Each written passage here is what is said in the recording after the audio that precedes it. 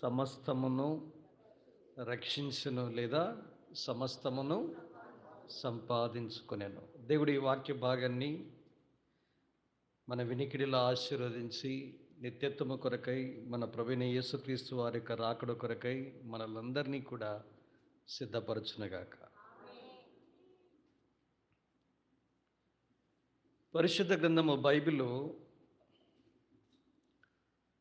భక్తుల జీవితాలని ఉన్నది ఉన్నట్టుగా చూపించే అద్దము లాంటిది అని మనము చెప్పకనే చెప్పవచ్చు. ఈ పుస్తకము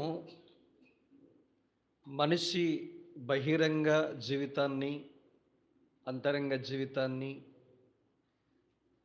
విజయాల్ని, పడిపోయిన బ్రతుకును కూడా ఖచ్చితంగా చూపించే పుస్తకం. అందుకే చాలామంది ఈ బైబిల్ గ్రంథంలో మనుషులు చేసిన పాపాలనేది ఉన్నది ఉన్నట్టుగా చెప్పి చూపించినప్పుడు పవిత్ర గ్రంథము బైబిల్ని ఒక బూతు పుస్తకంగా దాన్ని పరిగణించడము విచారకరం. లోతుని గురించి కానీ లేదా ఇతర వ్యక్తుల జీవితాల్లో ఉన్న పతనాలను, వైఫల్యాలను, లోట్లని, ఓడిపోయిన జీవితాన్ని కళ్ళకు కట్టినట్లుగా చూపించినప్పుడు అందరూ ఏమనుకుంటున్నారంటే ఇలాంటి వాటిని కూడా బైబిల్లో రాసి ఉంచారు కనుక బైబిల్ గ్రంథము పవిత్ర గ్రంథము కాదు అని చెప్పడము దురదృష్టకరం. ఎందుకు ఇలాంటి సంగతులను బైబిల్లో ఉంచాడు అంటే మానవుని యథార్థత లేదా నిజమైన జీవిత విధానము, పడిపోయిన స్థితి లేదా హృదయ యథార్థమైనటువంటి సంగతిని బట్టబయలు చేసేటట్లుగా చూపించడాన్ని మనం చూస్తాం. అందుకే దాన్ని తప్పుగా అర్థం చేసుకునేవారుగా ఉంటారు. అద్దం ఏం చేస్తుందంటే ఉన్నది ఉన్నట్లుగానే చూపిస్తుంది.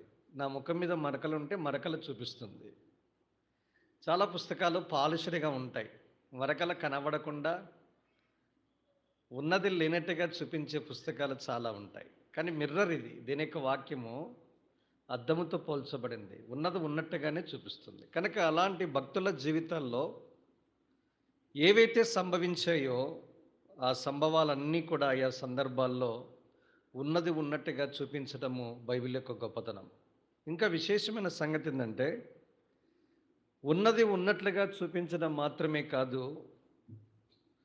ఉన్న పరిస్థితులను మార్చగల దేవుని దగ్గరికి రాగలిగితే తిరిగి ఆయా వ్యక్తులు ఎలాగూ సంపాదించుకున్నారో, సమకూర్చుకున్నారో, తిరిగి పొందారో అన్నవి కూడా తెలియజేయడం విశేషం. అలాంటి భక్తుని జీవితమే దావీదుగా మనం చూడవచ్చు. దావీదు గురించి అద్భుతమైన విషయాలు బైబిల్ మనకు తేటగా బోధిస్తుంది. ఆయన ఉన్నతమైన ఉచ్చస్థితితో పాటు పడిపోయిన అధమ స్థితిని కూడా ఉన్నది ఉన్నట్టుగా చూపించడాన్ని మనం చూస్తాం. అందుకే దావీదు జీవితంలో ఆయన ఎంత ప్రఖ్యాతి ఘనతను సంపాదించుకున్నా ఆయన పొందిన నష్టాలు కూడా గొప్ప పాఠాలుగా ఈ దినాన వాటిని చేయకూడదు అని బోధిస్తూనే ఉన్నాయి. అందుకే మన బుద్ధి తెచ్చుకోవడానికి దావీదు జీవితంలో ఉన్న పతనాలని, నష్టాల నుంచి మనము ఎంతైనా ఆత్మీయ పాఠాలను నేర్చుకునవలసిన వారంగా ఉన్నాం. దావీదుకు 5 పేర్లు చూసాం: కాపరిగాను, మధుర గాయకునిగాను, రాజుగాను, ప్రవక్తగాను, దైవజనుడిగాను. ఇవి ఒకవైపు కనిపిస్తాయి. కానీ ఇలాంటి వ్యక్తి జీవితంలో కూడా 4 గంటల పతనాన్ని గురించి బైబిల్ తేటగా చెప్పడం విశేషం. చాలా ఆశ్చర్యం ఏంటంటే నాకు క్రైస్తవ వేదాంత పాఠశాలలో ఒక విద్యార్థికి ఒక పుస్తకాన్ని ఇచ్చి ఈ పుస్తకాన్ని చదివి దాని మీద రివ్యూ రాయాలి. అంటే దాన్ని ఏమంటాము, సమీక్ష అంటాం లేదా సద్విమర్శ. మీరు రాసి దాని లెసన్ని తిరిగి మరి ప్రొఫెసర్స్కి, అధ్యాపకులకు రిటర్న్లో ఏం చేయాలంటే అప్పగించాలి. అలాంటి ఒక తరుణము బైబిల్ కాలేజీలో హైదరాబాద్లో ఒక విద్యార్థికి ఇచ్చారు. ఆ విద్యార్థి ఆ పుస్తకం నుంచి నేర్చుకుని ఆయన బాహాటంగా ప్రకటించాడు.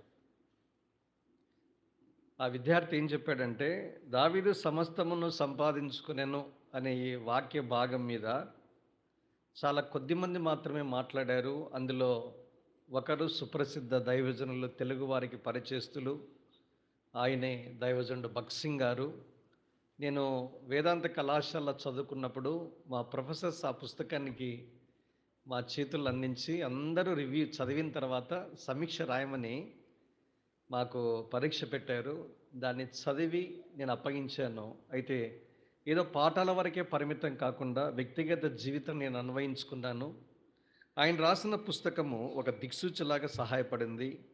ఆయన అనుభవంలో నుంచి, ఆయన పుస్తకంలో నుంచి నేర్చుకొని, నేను స్వతహాగా సంపాదించుకొని, నా అనుభవంలో పాఠాలను రంగరించి, ఈ వాక్యోపదేశాన్ని మీకు అందిస్తున్నానని నేరుగా సూటిగా చెప్పాడు. ఎవరో కాదు, మన ఏలూరు వాసి ఎడ్వర్డ్ విలియమ్స్ కుంటాం. కనుక చాలా స్పష్టంగా అంటే వేదాంత కళాశాలకు వెళ్ళి నేర్చుకునని భక్తుల పుస్తకాలు క్రైస్తవ వేదాంత కళాశాలలో చదువుకుంటున్నారు చూడండి. భగత్ సింగ్ గారు ఏ వేదాంత కళాశాలకు వెళ్ళాల.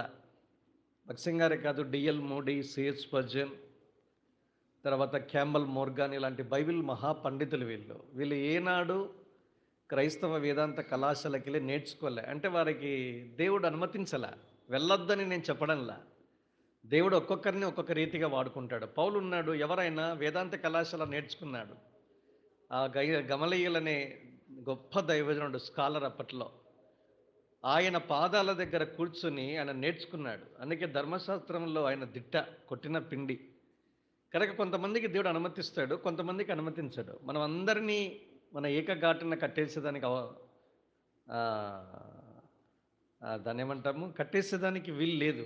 దేవుడు ఎవరికైతే అనుగ్రహించారో వారి నడిపింపును బట్టి ముందుకెళ్తారు. కనుక నేను చెప్పదలుచుకున్న విషయం ఏంటంటే, అరే ఇలాంటి వారు ఎవరు వెళ్ళలేదు, కానీ వారు రాసిన పుస్తకాలు వేదాంత కళాశాలలో స్టూడెంట్స్ నేర్చుకుని క్రైస్తవ ఫాదరీలుగా, గాడ్ సరెన్స్గా తయారవుతూ ఉన్నారు. నేను మచ్చుకు కొన్ని పేర్లు మీకు చెప్పాను. కనుక దైవజనుడు ఒక కాన్వకేషన్లో ఇచ్చిన సందేశం ఇది. కనుక దినాన్న మనం కూడా ఎంతో సులభతరం చేశాడు. అయితే ఆ శీర్షిక కింద దాన్ని ఆధారం చేసుకుని 2025వ సంవత్సరం ఇది సార్వత్రిక సంఘ వాగ్దానాల్లో ఒక వాగ్దానం ఇది. కనుక ఈ వాగ్దానం మీద మాట్లాడడానికి దేవుడు స్వేచ్ఛనిచ్చాడు. అందుకే ఈ అంశాన్ని తీసుకోవడం జరిగింది. ఇది వాస్తవానికి కొయ్యలగూడెంలో, తర్వాత నాకు తెలిసి జానపాడు, గుంటూరు జిల్లాలో చెప్పిన. అక్కడ చెప్పిన దానికి ఇక్కడ ఏ సంబంధం లేదు. మరి యూట్యూబ్లో వీడియోస్ ఉంటాయి. కనుక దేవుడు మనకు అనేకమైన సంగతి నేను అనుకున్నాను, ఏముందబ్బా కొత్తగా చెప్పేదానికి అనుకున్నా నేను. అయితే నిజంగా నన్ను రిఫ్రెష్ చేశాడు, తాజాపరిచాడు, నవీనపరిచాడు. అందుకే మీ ముందు నిలిచి దేవుడు ఏదైతే అనుగ్రహించాడో వాటిని మీతో పంచుకోవడానికి నేను ప్రయత్నం చేస్తూ ఉన్నా. కనుక దావీదు యొక్క అనుభవంలో అనేక పేర్లు ఆయనకి ఇవ్వబడిన, దేవుడే మెచ్చుకున్న ఆయన జీవితంలో కూడా పతనాలను మనం చూస్తాం. కనుక వీటి ద్వారా మనం ఏం నేర్చుకోవాలంటే, ఎంత గొప్పవారైనా కొన్ని సందర్భాల్లో చేసిన తప్పులు ఎంతో గొప్ప నష్టాన్ని తీసుకుని వచ్చాయి. అయితే వారు తిరిగి సంపాదించుకున్న, సమకూర్చుకున్న విధానము ఎంతో గొప్పది. ఆ ఆత్మీయ నియమాలను మనం కూడా అనుసరించగలిగితే మనం కూడా పొందిన ప్రతి నష్టాన్ని తిరిగి సంపాదించుకోవచ్చు. పోగొట్టుకున్న ప్రతిదీ మీరు తిరిగి సంపాదించుకోవచ్చు. అదే గొప్ప విషయం. దేవుడి దగ్గరికి వస్తే దేవుడు పోగొట్టుకున్న ప్రతి దానిని తిరిగిస్తాడండి. మీరు అనుకుంటారు సమయం పోయింది కదన్నా తిరిగిరా. సమయము పోయినా పోగొట్టుకున్న సమయంలో మనం ఏది సంపాదించుకునలేకపోయామో ఈ సంవత్సరం దాన్ని రెట్టింపుగా సంపాదించుకునే అవకాశం ఉంటుంది. అదే ఈ సార్వత్రిక సంఘ వాగ్దానాల్లో 3వ వాగ్దానాన్ని మనం చూస్తాం. అన్నాడు కదా, పురుగులు తినివేసిన పంటను, సంవత్సరముల పంటను నీకు మరలా. తెలుగు తర్జుమా అంత బాగాలేదు. ఇంగ్లీష్లో ఏముంటుందంటే, I will restore unto you the years that the locust hath eaten అని ఉంటుంది. పురుగులు తినివేసిన సంవత్సరాల పంటను తిరిగి నేను మీకు అనుగ్రహిస్తాను. సంవత్సరాలు పోయాయి మన జీవితాల్లో. కొన్నిసార్లు అనుకుంటాము, అబ్బా ఇది ఈ నియమాలు నాకు 1 సంవత్సరం క్రితమే చెప్పింటే అప్పుడే నేను సమకూర్చబడి ఉండేవాడిని కదా అని. ఇప్పుడు కూడా ఒక గొప్ప అవకాశం ఉంది. కనుక దావీదు నష్టాన్ని తిరిగి ఎలా సమకూర్చుకున్నాడో అదే నేను అనుసరించగలిగితే మనం కూడా తిరిగి సమకూర్చుకోవచ్చు. కనుక నీవి నేను సమకూర్చుకున్నప్పుడు, సంపాదించుకున్నప్పుడు కలిగే ఆనందము ఎంతో గొప్పగా ఉంటుంది. పోయిందనుకున్న తిరిగి వస్తే ఎంత సంతోషమో, పోగొట్టుకున్న దాన్ని తిరిగి సంపాదించుకుంటే ఎంత సంతోషమో. మనకు తెలుసు లూకా 15లో తప్పిపోయిన గొర్రె పోగొట్టుకున్నాడు, తిరిగి సంపాదించుకున్నాడు, సంతోషం. ఒక నాణ్యాన్ని పోగొట్టుకునింది ఒక ఆవిడ, తిరిగి సంపాదించుకునింది, ఎంతో సంతోషం. కుమారుడు తప్పిపోయాడు, తిరిగి సంపాదించుకున్నాడు. ఎలా వచ్చింది? తనది తండ్రికి సంతోషము, తన ఇంటి వారికి సంతోషం. ఇంత గొప్ప ఆత్మీయ నియమాలను బైబిల్లో చక్కగా రాసిపెట్టారు. ఈ సందర్భాల్లో మనం కూడా దావీదు యొక్క పతనాల నుంచి కొన్ని పాఠాలు మనం నేర్చుకోవాలి. ఇప్పుడు మొట్టమొదటి పతనాన్ని గురించి మనము ధ్యానించనైనా ఈ రాత్రి మీరు చూడండి, 4 సందర్భాలు, 4 పతనాలను గురించి పరిశుద్ధాత్మ దేవుడు ఎంతో స్పష్టంగా రాసిపెట్టాడు. ఇది మొట్టమొదటి పతనంగా, నష్టంగా మనం చూస్తాం. అందుకే దావీదు పొందిన నష్టాన్ని తిరిగి సమకూర్చుకుంటే కలిగే ప్రయోజనము మనకు కూడా ఈ దినాల్లో ఉంది అని చెప్పడానికి ఈ అంశాన్ని ఎన్నుకోవడం జరిగింది. కనుక దేవుడు ఎంతైనా నమ్మదగిన వాడు. దావీదు అనుసరించిన నియమాలు మనం కూడా అనుసరించాలని మనం ప్రోత్సహించబడుతూ ఉన్నాం. మొదటిది, నష్టానికి గల కారణాలు తెలుసుకోవాలి. Point number 1. 2, నష్టమును సమకూర్చుకునటానికి అనుసరించవలసిన దైవికమైన నియమాలు ఏంటి అన్నది రెండవది మనం తెలుసుకోవాలి. 2 తెలుసుకోవాలి. ప్రాబ్లం తెలుసుకునకోకుండా సమస్యను మనం పరిష్కరించలేం. సమస్య ఏంటో తెలుసుకోవాలి, సమస్య మూలాలకు వెళ్ళాలి, తిరిగి సమకూర్చుకోవటానికి అనుసరించవలసిన విధానాలను మన వ్యక్తిగత జీవితాలకి అన్వయించుకోవాలి. ఇప్పుడు సమస్య ఏంటి? రండి నాతో పాటు 30వ అధ్యాయము ఒక తలంపును చూస్తాం. నేనే చదువుతాను, మీరు గమనించండి. మొదటి 3 వచనాలు. దావీదును అతని జనులను 3వ దినమందు సిగ్లకుకు వచ్చిరి. అంతలో అమాలేకులు దండెత్తి దక్షిణ దేశము మీదికి సిక్లకు మీదికి పడి కొట్టి దానిని తగులపెట్టి గనులనేమి అల్పులనేమి అందులోనున్న ఆడువారందరిని చెరపట్టుకొని చంపక వారిని తీసుకుని వెళ్ళిపోయి ఉండిరి. సిక్లకు మీద అమాలేకుల దాడి, అది ఇక్కడ ఉన్నటువంటి సంగతి. సిక్లక్ అనే ప్రస్తావన మనకు ఇది మొదటిసారి కాదు. మొదటి సమూయేలు గ్రంథం 27వ అధ్యాయంలో ఈయన సిగ్లకుకు వెళ్ళినట్లుగా చూస్తాం. వాస్తవానికి 27వ అధ్యాయం 7లో 8లో మనం చూస్తే ఆయన ఆకీషు రాజును ఆశ్రయించినట్లుగా మనం చూస్తాం. రండి నాతో పాటు 27వ అధ్యాయము 1వ వచనం. తర్వాత దావీదు, నేను ఇక్కడ నిలుచుట మంచిది కాదు, ఏదో ఒక దినమున నేను సౌలు చేత నాశనమగుదును, నేను ఫిలిస్తీన్ల దేశంలోనికి తప్పించుకొని పోవుదును. అప్పుడు సౌలు ఇశ్రాయేలీయుల సరిహద్దులలో నన్ను వెదుకుట మానుకొనును గనుక నేను అతని చేతుల నుండి తప్పించుకుందును అనుకుని లేచి తన యొద్దనున్న 600 మందితో కూడా ప్రయాణమై మాయోకు కుమారుడును గాతు రాజునైన ఆకీషునొద్దకు వచ్చాను. 7లో చూస్తే దావీదు ఫిలిస్తీన్ల దేశంలో కాపురం ఉండిన కాలమంతా 1 సంవత్సరము 4 నెలలు. 8లో 3 ప్రాంతాలు మనకు కనిపిస్తాయి. మొదటిది గెషూరీయులు, గెజరీయులు, అమాలేకీయులు. ఈ ముగ్గురు వ్యక్తుల ప్రస్తావన మనం చూస్తాం. కనుక గాతు రాజు అయిన సిగ్లకును ఆశ్రయించాడు. చాలా ఆశ్చర్యం, మీరు బాగా గమనించండి. స్టెప్ బై స్టెప్ సిగ్లకు మీదికి అమాలేకీయులు వచ్చి దాడి చేయడంలో దావీదు ఈ ప్రాంతంలో ఒక భాగాన్ని, దక్షిణపు దేశములో ఒక భాగం ఇది, ఈ భాగంలో నివాసం ఉన్నట్లుగా మనం చూస్తాం. ఫిలిస్తీన్ల దేశానికి వెళ్ళమని దేవుడు ఏమన్నా దావీదుకి సెలవిచ్చాడండి? సమస్యకు మొట్టమొదటి మూలం ఇక్కడే మనకు కనిపిస్తుంది. దేవుడు చెప్పకుండానే పరాయి దేశానికి వెళ్ళిపోవడాన్ని చూస్తాం. ఇది మొదటిసారి కాదు, ఇది చరిత్రలో ఎన్నో పాఠాలు ఉన్నాయి. మనం ముందే మనం విన్నాం. దేవుడు మనము తప్పులు చేయకుండా ఉండటానికి ముందే రాసి పెట్టాడు. ఉదాహరణకి ఆదికాండం 12వ అధ్యాయంలో దేవుడు దీవించాడు. 7 వాగ్దానం అబ్రాహాంతో చేశాడు. కానీ అబ్రాహాం ఏం చేశాడు? దేవుని యొద్ద సెలవు పుచ్చుకొనకుండానే ఐగుప్తునికి వెళ్ళాడు. ఎవరు వెళ్ళమని చెప్పారు? అక్కడేమో కరువు, ఇక్కడేమో ప్రాణమును అరిచేతిలో పెట్టుకొని చంపుతాడేమోనన్న భయం చేత పారిపోయాడు. దేవుని దగ్గర విచారణ చేయకుండా పరాయి దేశానికి వెళితే, ముఖ్యంగా ఈ దేశాలన్నీ కూడా దేవుడు లేని దేశాలు, విగ్రహారాధనతో నింపబడిన దేశాలు, దేవుని తృణీకరించిన దేశాలు, దేవుని ప్రజలకే విరోధంగా పోరాడినటువంటి దేశాలు. ఐగుప్తు మనకు తెలుసు. ఇతని కుమారుడు ఇస్సాకు కూడా ఏం చేశాడు? దేవుని దగ్గర విచారణ చేయకుండానే ఏమయ్యాడు? ఆయన ఐగుప్తుకి వెళ్ళాడు. సేమ్ టు సేమ్ అండి. తన తండ్రి చేసిన తప్పిదమే ఇస్సాకు కూడా చేశాడు. అబ్రాహాం చేసిన తప్పిదానికి ఏం కొని తెచ్చుకున్నాడు? హాగర్ని తెచ్చుకున్నాడు. ఇంతవరకు సమస్యకి పరిష్కారమే లేదండి. ఏ ప్రాంతమైనా చూడండి, న్యూస్ పేపర్లో వీళ్ళ ద్వారానే సమస్యలు ఉండనే ఉంటాయి. తెచ్చుకోకుండా అసలు దేశానికి పోకుండా ఉండి ఉంటే,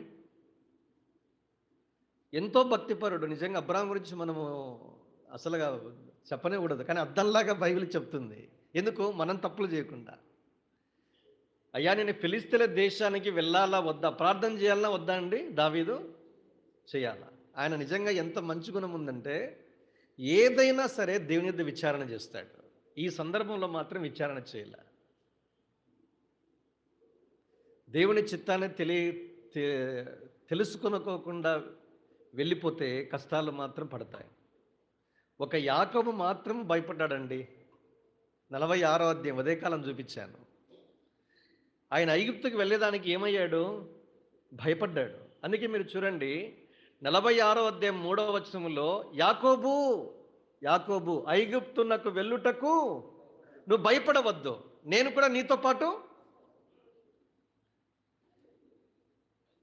ఎందుకు భయపడ్డాడు? తన తండ్రి తన తాత చేసిన తప్పిదాలు నేను కూడా చేస్తానేమన్న భయం వచ్చింది చూడండి. పాఠాలు నేర్చుకున్నాడు ఆయన. అందుకే ఐగుప్తుకి వెళ్ళే విషయంలో ఆయన వెనకంజ వేశాడు. తన కుమారుడైతే పిలిచాడు రమ్మని, కానీ ఐగుప్తుకి వెళ్ళడానికి భయపడ్డాడు. వెంటనే దేవుడు కలలో ప్రత్యక్షమై, యాకోబు యాకోబు, డబల్ నేమ్ ఎంఫసిస్.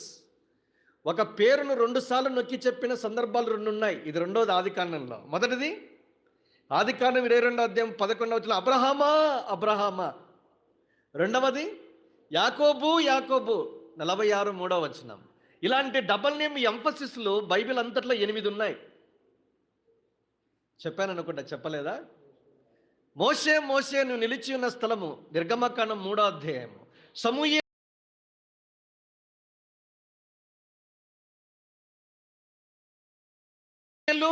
సమూయేలు, మొదటి సమూయేలు గ్రంథం 3వ అధ్యాయం 10వ వచనం.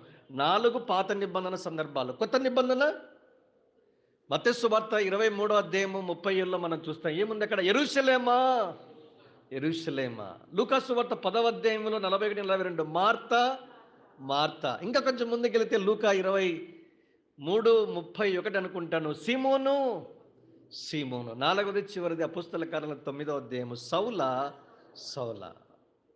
అంటే ఎమర్జెన్సీని జ్ఞాపం చేస్తారు. యాకోబును 2 సార్లు, యాకోబు యాకోబు భయపడద్దు, నేను కూడా నీతో పాటు వస్తా. అప్పుడు ముందడిగేశాడండి. 70 మందికి వెళ్ళారు. లక్షలాది కాల్బలం అయ్యింది. అద్భుతంగా 430 ఏళ్ళ తర్వాత ఆయన ప్రవచించాడు అబ్రాహాముతో.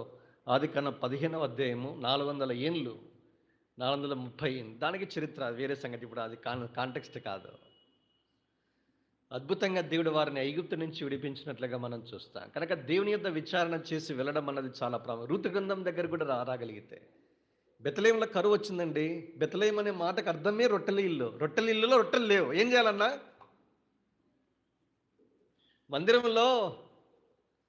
మందిరంలో సమృద్ధి, మందిరంలో ఆనంద ప్రవాహం. తెలుసు కదా, 36వ కీర్తన 8లో ఆ మాట మనకు కనిపిస్తుంది. లేదన్నా మరి ఏం చేయాలి? విడిచిపెట్టి పోవాలన్నా? ఎప్పుడు చేయకూడదు. నేను చెప్పగలను, నేను 8 సంవత్సరాలు హెబ్రోను నాయకత్వం కింద, అంటే అటు ఇటుగా 3 భాగాలుగా 4గా మారిపోతే, నేను ఏ రోజు హెబ్రోన్లో మీటింగు వెళ్ళకుండా ఆగిపోలేదు. నేను ప్రతి మీటింగ్కి వెళ్ళానండి, అటు ఇటుగా. ఈ దినాలతో ప్రతి ప్రార్థన కూడకి ఆన్లైన్ ప్రార్థన ఉంటాము, నేను నా భార్య. ఫాస్టింగ్ ప్రేయర్ అంటే ఉంటాము. ఒక ఆయన అడిగాడు, ఏం సార్ నువ్వు ప్రాక్టీస్ ఎత్తేసావా ఏంటి, ప్రతిసారి మందిరంలో కనబడుతున్నావంటే? ప్రార్థన కూడకు మందిరం ఉండదు, క్లినిక్ ఉండదు, క్లోజ్. కనుక ప్రతి మీటింగు ప్రజలు నిన్ను గణపరిచినా, పరిచర్య ఇచ్చినా, ఇవ్వకపోయినా నువ్వు చేయాల్సిందల్లా ఏంటంటే మందిరాన్ని విడిచిపెట్టకుండా ఉండాలి. అది నేర్చుకోవాలి. నెహెమ్యా అన్నాడు, మేము మా మందిరమును విడిచిపెట్టాము. What a decision. నేను చెప్పాను మొదటి సమూయేలు గ్రంథం మొదటి అధ్యాయము 2వ అధ్యాయాల్లో. సమూయేలు ఎవరు? తన తల్లి నిజంగా హ్యాట్స్ ఆఫ్ అండి. నాకు భలే ఆశ్చర్యం అనిపిస్తాడు. అరే బహు దుర్మార్గులు, దేవుని చేత చంపబడ్డానికి సిద్ధంగా ఉన్న వ్యక్తులు సేవలో ఉన్నప్పుడే తన కొడుకు కూడా పాడైపోతాడని ఎప్పుడు అనుకోలేదండి. తీసుకుని వచ్చి ఇచ్చిపెట్టి వెళ్ళిపోయింది. ఎంతమందికి ఉంది ఈ వెలుగు? కనుక దేవుని సెలవు లేకుండా, అనుమతి లేకుండా, ప్రార్థన లేకుండా, చిత్తాన్ని తెలుసుకోకుండా బయటకు అడుగు వేయొద్దండి. మీరు నష్టపోతారు. మీరు నష్టపోవడం మాత్రమే కాదు, మీతో పాటు ఉన్నవారు కూడా నష్టపోతారు. దావీదు ఫిలిష్తీయుల దేశానికి వెళ్ళమని చెప్పకుండానే వెళ్ళాడు. తనతో పాటు ఉన్న 600 మంది భార్యలు, పిల్లలు కూడా ఏమయ్యారు?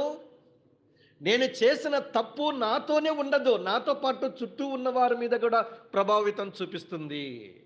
కొత్త నిబంధనలో క్లాసికల్ ఎగ్జాంపుల్ ఏంటి? యోహాను సువార్త 21వ అధ్యాయంలో మనకు తెలుసు, నేను చేపలు పట్టబోదును అన్నాడు. పోయేవాడు ఒకటే పోవచ్చు కదా. ఏమండి? తనతో పాటు ఎంతమంది వచ్చారు? 6 మంది వచ్చారండి. మొత్తం 7 మంది. 12 మందిలో చేపలు పట్టే వృత్తికి చెందిన వాళ్ళు ఎవరు? 7 మంది ఉన్నారు జాలరులో. 12 మందిలో మెజారిటీ పీపుల్ వాళ్ళదే. నేను తప్పు చేస్తే, పొరపాటు చేస్తే, అన్నా నాతోనే కదన్నా అనేదానికి లేదు. నా తప్పు, నా పాపము, నా వెనకంజ, నా నష్టము నా చుట్టూ ఉన్న వారి మీద కూడా ప్రభావితం చూపిస్తుంది. దావీదు ఒక మాట అన్నాడు 51వ కీర్తనలో. ఏమన్నాడు? 18లో ఉంటుంది, అయ్యా నీ కటాక్షము చొప్పున సియోనుకు మేలు చేయము, యెరూషలేము యొక్క గోడలను కట్టించుము. ఏంటి ఈ ప్రార్థన? ఎప్పుడైనా ఆలోచన చేస్తారా? 51:18 దీని వస్తాం తర్వాత, రేపు ఉంది కదా. ఆయన పొందిన నష్టాల గురించి ఏకరువు పెడుతూ కీర్తన రాశాడు. 51వ కీర్తన, 32వ కీర్తన, తిరిగి కరుణించి తిరిగి సమకూర్చు ప్రభు అనే పాట దీని బేస్ నుంచి రాసింది జీజాన్ గారు. అన్నాడు, అయ్యా సియోనుకు మేలు చేయి. ఎందుకు? నా పాపానికి సియోనుకు మేలు కలగొనడానికి సంబంధం ఉంది. సియోన్ ఏంటి? 132వ కీర్తన 12:13లో యెహోవా సియోనును కోరుకొని ఉన్నాడు, తనకు నివాస స్థలముగా దానిని ఏర్పరచుకొని ఉన్నాడు. కనుక సియోను దేవుడు కోరుకున్న ఏర్పరచుకొనిన స్థలం అది అంటాడైనా, ఇది నేను కోరిన స్థలం, ఇక్కడనే నిన్ను విశ్రమించదను. గాడ్స్ డ్వెల్లింగ్ ప్లేస్, దేవుని మందిరం. అయ్యా నా పాపాన్ని బట్టి దేవుని మందిరానికి రావాల్సిన మేలు రాకుండా అడ్డుకోవద్దు, మేలు చేయి. 2 అంటాడు, యెరూషలేము యొక్క గోడలను కట్టించమంటే ఎప్పుడు కట్టించమంటామండి? పడిపోయినప్పుడే. ఒక వ్యక్తి జీవితంలో పతనము, నష్టము దేవుని మందిరం వరకు వస్తుందండి. ఇల్లు దాటి, వ్యక్తి జీవితము, కుటుంబము దాటి సంఘం వరకు వస్తుంది. అందుకే డోంట్ టేక్ సిన్ లైట్లీ. పాపాన్ని చులకనగా భావించొద్దండి. ప్రతిదీ కూడా మెటిక్యులస్గా ఉంటుంది. అందుకే నీవు నేను జాగ్రత్త వహించాలి. కనుక దావీదు నిజంగా ఆశ్చర్యానికి గురి చేసే విషయం, దేవుని సెలవు, దేవుని చిత్తము కనుగొని చేసేవాడు, కానీ తను తప్పు చేసి ఫిలిష్తీయుల దేశంలోనికి వెళ్ళినట్లుగా చూస్తాం. ఇది తాను చేసిన మొట్టమొదటి పతనం. మీకు తెలుసు రూతు గ్రంథం, అక్కడికి వచ్చి ఇక్కడ ముందు వెనక్కి వచ్చాను. రూతు గ్రంథంలో మొదటి అధ్యాయంలో కూడా మనం చూస్తాం, దేవుని యొద్ద సెలవు విచారణ చేయకుండానే ఎక్కడికి వెళ్ళారు? మోయాబుకి వెళ్ళారు. ఏమన్నా వచ్చినాయా? మొత్తం ఎన్ని సమాధులు?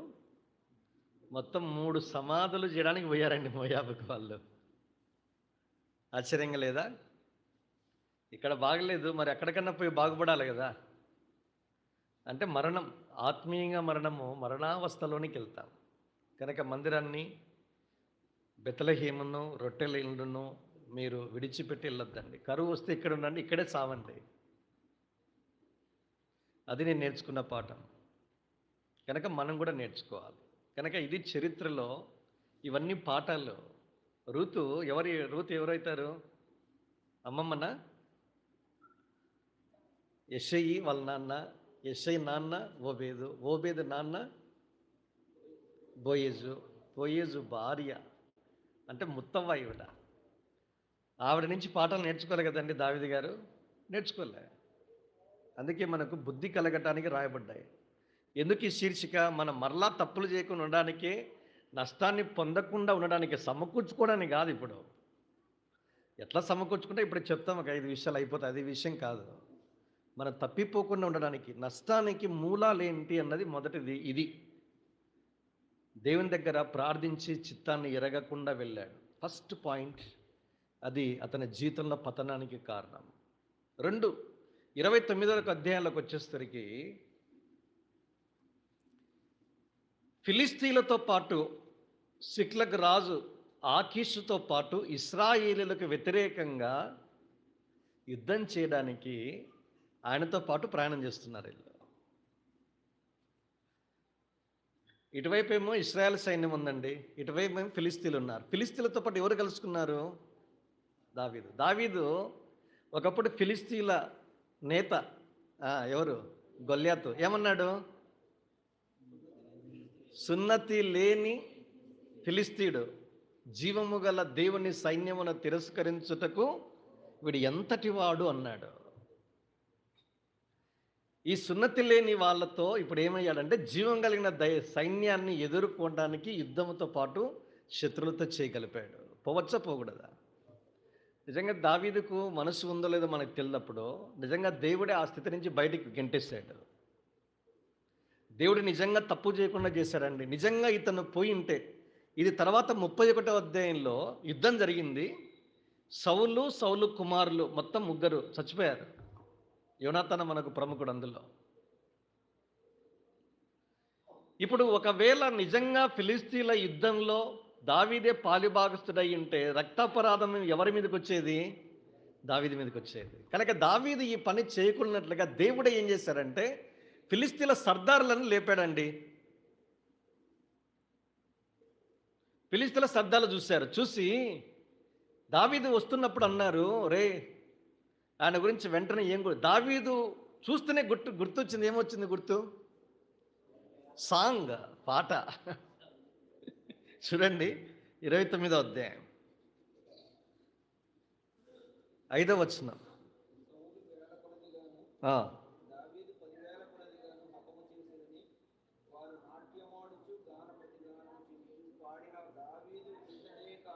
బా, ఏం పదం అండి!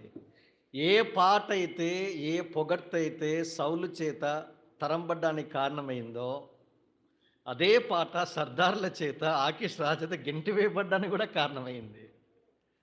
కొన్నిసార్లు మనము పొగడ్తలు నిజంగా శ్రమకు కారణము అనే దానికి ఇదొక ఉదాహరణ. దావీదుకి ఏం సంబంధం లేదండి, అమాయకుడు ఆయన. ఎప్పుడైతే గొల్యాతును సంహరించాడో, గొల్యాతు చచ్చిపోయిన వెంటనే ఫిలిస్తీన్లు ఏం చేశారు? పారిపోయారు. అందుకే అన్నాడు, సౌలు 1000 కొలది, దావీదు 10,000 కొలది. ఎప్పుడైతే పాట పాడారో విషపు చూపు నిలిపాడు,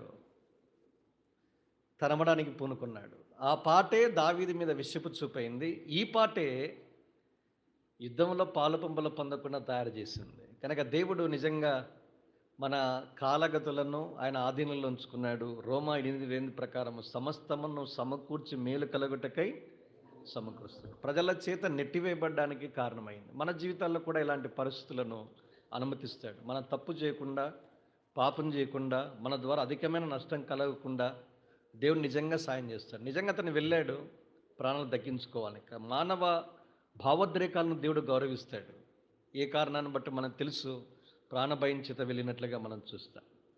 వాస్తవానికి ఆయన పాడిన పాటల్లో ఇప్పుడు చేసింది 27వ అధ్యాయానికి సంబంధం ఉండదు. ఏమన్నాడు? 18వ అధ్యాయం 2వ వచనంలో, యెహోవా నా శైలము, నా కోట, నా బలము, నా రక్షణ అన్నాడు. నన్ను రక్షించువాడు ఆయనే, నా ఆశ్రయం. ఇలాంటి పాటలు రాసినటువంటి వాడు. ఇది తర్వాత రాశాడు కనుక, అనుభవపూర్వకంగా రాశాడు కనుక మనం తిరిగి ఇలాంటి వారిని ఆశ్రయించకూడదు లోకస్తులని చెప్పడానికి ఈ పాట మన కొరకు రాయబడింది. ఇది 2వదిగా మనం చూస్తాం. కనుక ఫిలిస్తీన్లు అతని మీద మరి నమ్మకం పోయింది. ఆకీష్ రాజుని పిలిచారు. ఆకీష్ రాజు వద్దని వారించారు. కనుక అతనేమో యథార్థ హృదయుడై, నువ్వు దేవదూతలే నా వద్ద ప్రవర్తించావు, నీలో ఏ లోపము లేదు, నువ్వు నీతిమంతుడు చెబుతూనే ఫిలిష్తీయుల సర్దారు ఒప్పుకోవడం లేదు, దయచేసి మీరు వెంటనే ఈ స్థలాన్ని విడిచిపెట్టి వెళ్ళిపోండి. ఈ పని ఎప్పుడైతే చేశారో వాళ్ళు నిరుత్సాహానికి నుండి వారు 3 దినాల ప్రయాణం అయిపోయి సిగ్లకుకు తిరిగి వచ్చినట్లుగా చూస్తాం. ఇది విషాదానికి కారణమైంది. ఎప్పుడైతే చూశారో సిగ్లకు వచ్చే సమయానికి మొత్తం తగులబెట్టేశారు, కూలగొట్టేశారు, ఉన్నవారందరినీ చెరలోనికి తీసుకుని వెళ్ళినట్లుగా మనం చూస్తాం. ఈ అమాలేకీలే దండెత్తి వచ్చారు. మీరు చూడండి 27:8 మీరు చూశారు. అమాలేకీలో ఇదే అమాలేకీలు మళ్ళీ ఏం చేశారంట, సిగ్లకుకు వచ్చి వారిని పట్టి చెరలోనికి తీసుకువెళ్ళినట్లుగా చూస్తాం. అమాలేకీలను ఉపేక్షించద్దండి, అది దేవుడు సెలవిచ్చే పాఠం. ఎక్కడ చెప్పాడు? నిర్గమాకాండము 17వ అధ్యాయంలో అమాలేకీలు చేసిన కార్యాన్ని బట్టి దేవుడు సమూయేలు ద్వారా సౌలుకు సెలవిచ్చాడు. ఇది 1 సమూయేలు గ్రంథం 15వ అధ్యాయం 3-4 వచనాల్లో చూస్తాం. ఏ మాత్రము కరుణ చూపించకుండా అమాలేకీలను బొత్తిగా నిర్మూలన చేయమని సమూయేలుకు చెప్పాడు. వీటిని మనం చంపుకుంటూ పోవాలని కాదు. అమాలేకీలు ఎవరికి సాదృశ్యము? ఫ్లెష్, శరీరానికి సాదృశ్యం. శరీరానికి మనము దేవుడు చంపమని చెప్తే, మీకు తెలుసు కొలస్సీ 3:5 ప్రకారము అయ్యా మీ శరీర అవయవములను అని చెప్పి చాలా లిస్టు రాశాడు. అక్కడ జారత్వము, తర్వాత అపవిత్రత, కామాతురత, ధనాపేక్ష, ఇవన్నీ విగ్రహారాన్ని చంపివేయండి అని చెప్పాడు. మీరు చంపకపోతే ఏమవుతుంది? సౌలు వేటిని చంపమని చెబితే చంపకుండా విడిచిపెట్టాడు. అదే అమాలేకీని చేత గిల్బోవ పర్వతం మీద చంపబడ్డాడు. చూసారా? శరీరాన్ని ఈ దినాల్లో నేను పెంచి పోషించుకుంటూ వెళితే, శరీరమే మన జీవితాన్ని ఆక్రమించి మన ఆత్మీయ జీవితం మీద పైచేయి సాధిస్తే చివరికి మనల్ని కూడా చంపి వెలపటి చీకటిలోనికి ఈడ్చుకుని వెళ్తుంది. ఎంత భయంకరమైన ఉపద్రవం ఒకసారి ఊహించండి. కనుక దేవుడు ఏదైతే చెప్పాడో దాన్ని మనం చేయాలి. సౌలు చేయలే. అందుకే అన్నాడు 1 సమూయేలు 15:22-23 ఆయన సూటిగా స్పష్టంగా చెప్పాడు, బలులు అర్పించుట కంటే మాట వినటయు శ్రేష్టము, తర్వాత పొట్టేళ్ల క్రొవ్వ అర్పించుట కంటే సమీపించి ఆలకించుటయు శ్రేష్టం.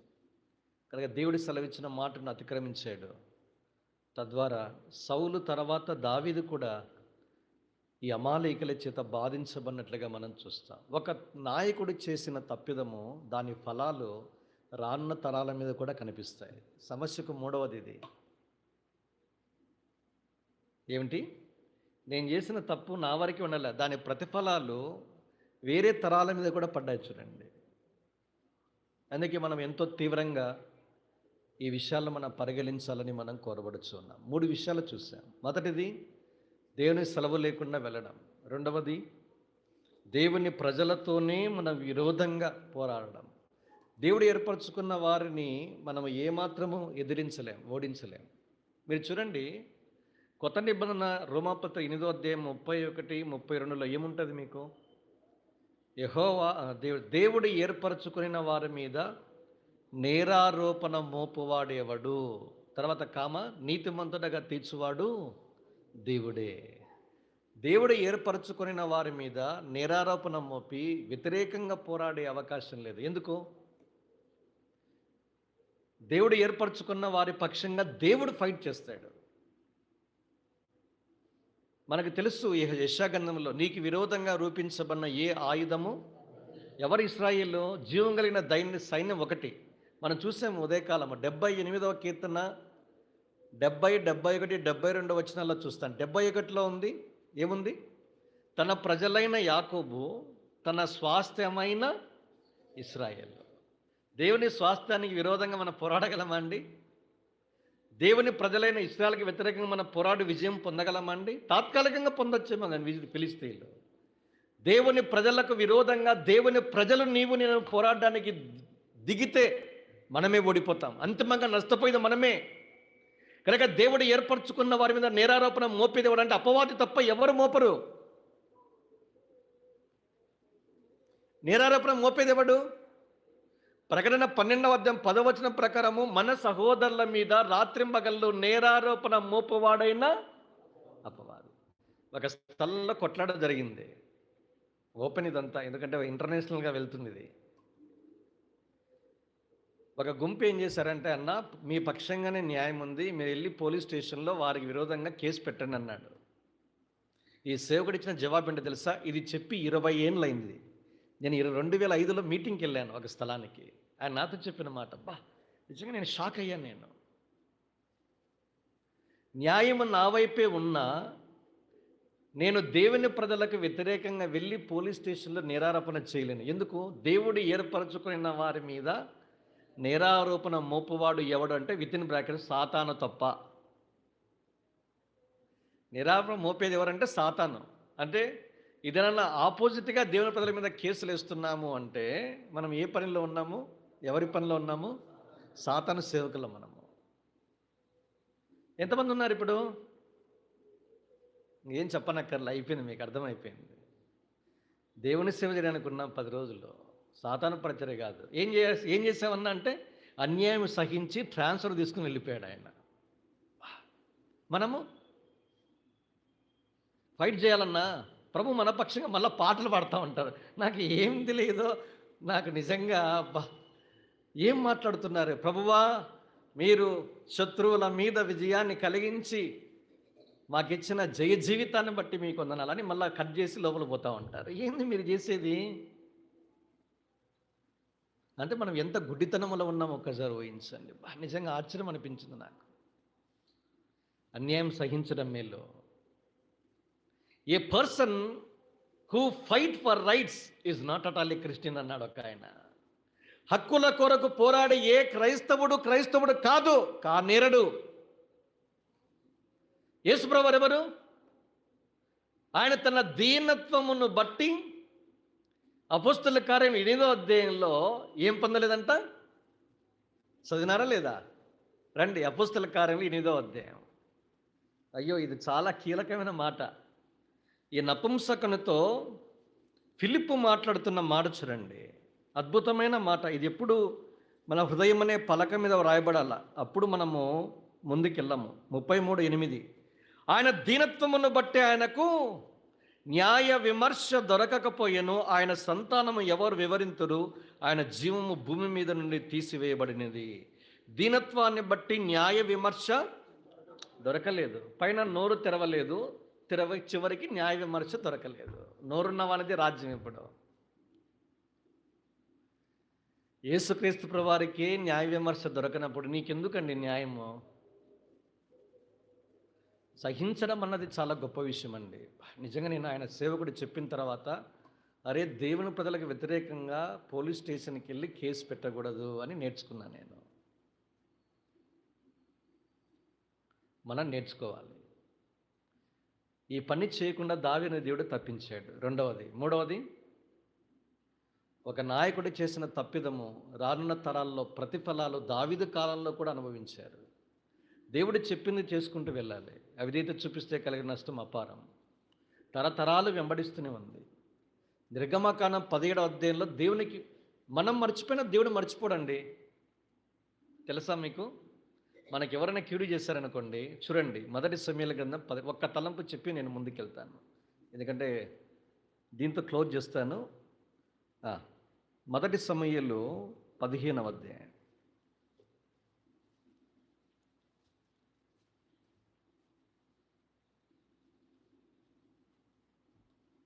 2 చదవండి.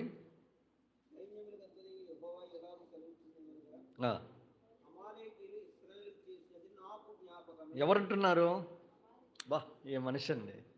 దేవుడు అంటున్నాడు సమూయేలు ద్వారా, నీకు కీడు చేస్తే నీవు అయినా కీడును మర్చిపోవచ్చు గాక, నీకు కీడు చేసిన వాని సంగతి దేవుడు చూసుకుంటాడు. మనమేంటి, ఇంకా దేవుడు కీడుకు ప్రతి కీడు చేయలేదని మనము టెన్షన్ పడుతూ ఉంటాం. రాత్రులు పడుకొని పగ తీర్చడం నా పని, ప్రతికారం చేయలేదు కదా నాయన ఇంకా అని బీపీలు షుగర్లు తెచ్చుకుంటాం. ఎందుకు రిస్క్? మనకి దేవునికి అప్పగించాలి. మనం చెయ్యం అదండి. అది అనారోగ్యం పాలవుతాము, మానసికంగా కృంగిపోతాము, తర్వాత చివరికి ఆరోగ్యాన్ని కూడా మనం పాడు చేసుకుంటాం. మనము దేవుని వాగ్దానాల మీద నమ్మకం ఉంచాలి.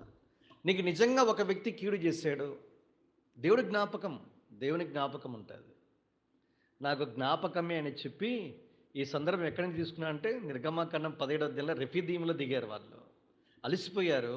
అప్పుడు వచ్చి పడ్డారు. ఎవడైనా యుద్ధానికి రావాలి అంటే ముందు జీవో పాస్ చేసి, బాబు మేము కూడా యుద్ధం చేస్తున్నాము, రెడీగా ఉండండి అని చెప్పాలా. దొంగచాట దెబ్బ కొట్టారు. దేవుడు దాన్ని సహించలే.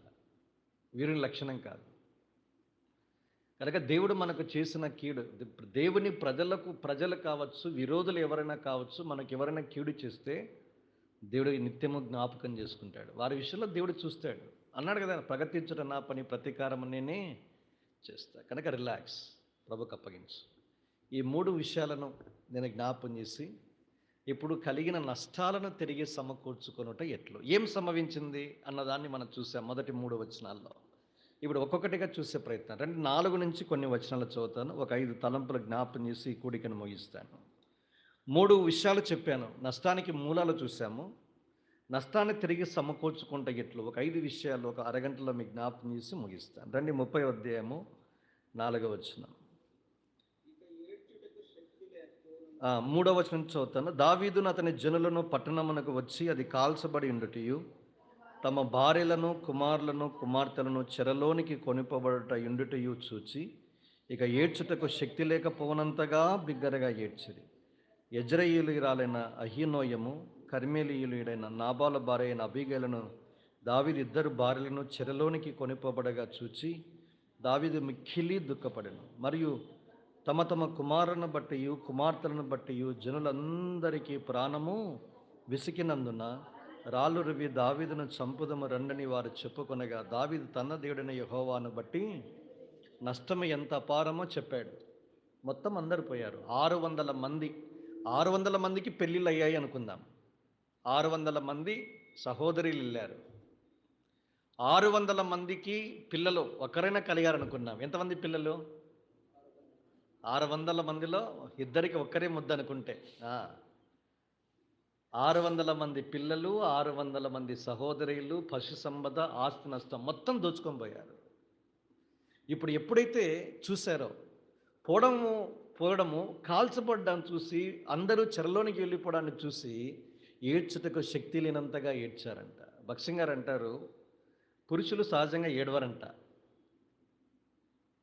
ఆడవాళ్ళు సులభంగా ఏడుస్తారంట. ఆయన చెప్పాడు, మళ్ళీ నన్ను తిట్టుకోవద్దండి. ఒక మగవాడు ఏడ్చారంటే వీళ్ళు మామూలు కాదు. దావీదు ఎవరు? బలాఢ్యుడు. ఆయనతో పాటు ఉన్న వారెవరు? బలాఢ్యులు. అలాంటి వాళ్ళు ఏడ్చారు. ఏడ్చుటకు శక్తి లేనంతగా ఏడ్చారంటండి. ఒకసారిగా నిర్ఘాంతపోయి ఉంటారు. ఎవరు లేకపోతే మామూలు విషయం అండి. భార్యలు, పిల్లలు. ఒక్క పని అమాలీకులు చేసిన మంచి పని ఏంటంటే వారిని చంపల. వీళ్ళేం చేశారు? దావీదు ఆయన 600 మంది ఏం చేశారంటే 27వ అధ్యాయం 8లో మొత్తం చంపినారు. అమాలీకులు కొంచెం మిగిలిచ్చారు, వాళ్ళే దాడి చేశారు.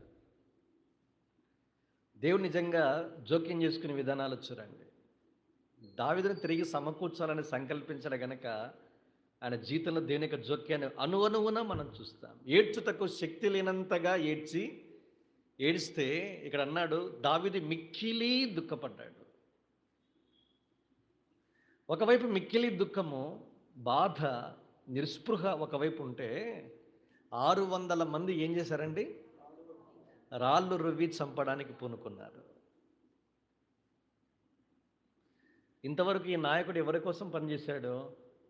వీళ్ళనేమన్నా రమ్మన్నాడు ఆయన? రమ్మని చెప్పాల. తనతో పాటు ఉన్నారు, కానీ దినాన ఒక నాయకుడిని తప్పుగా అపార్థం చేసుకున్నారు. దావీదు ఏం చేశాడు? రెస్పాన్స్ చూడండి, మీరు బాగా గమనించాలి.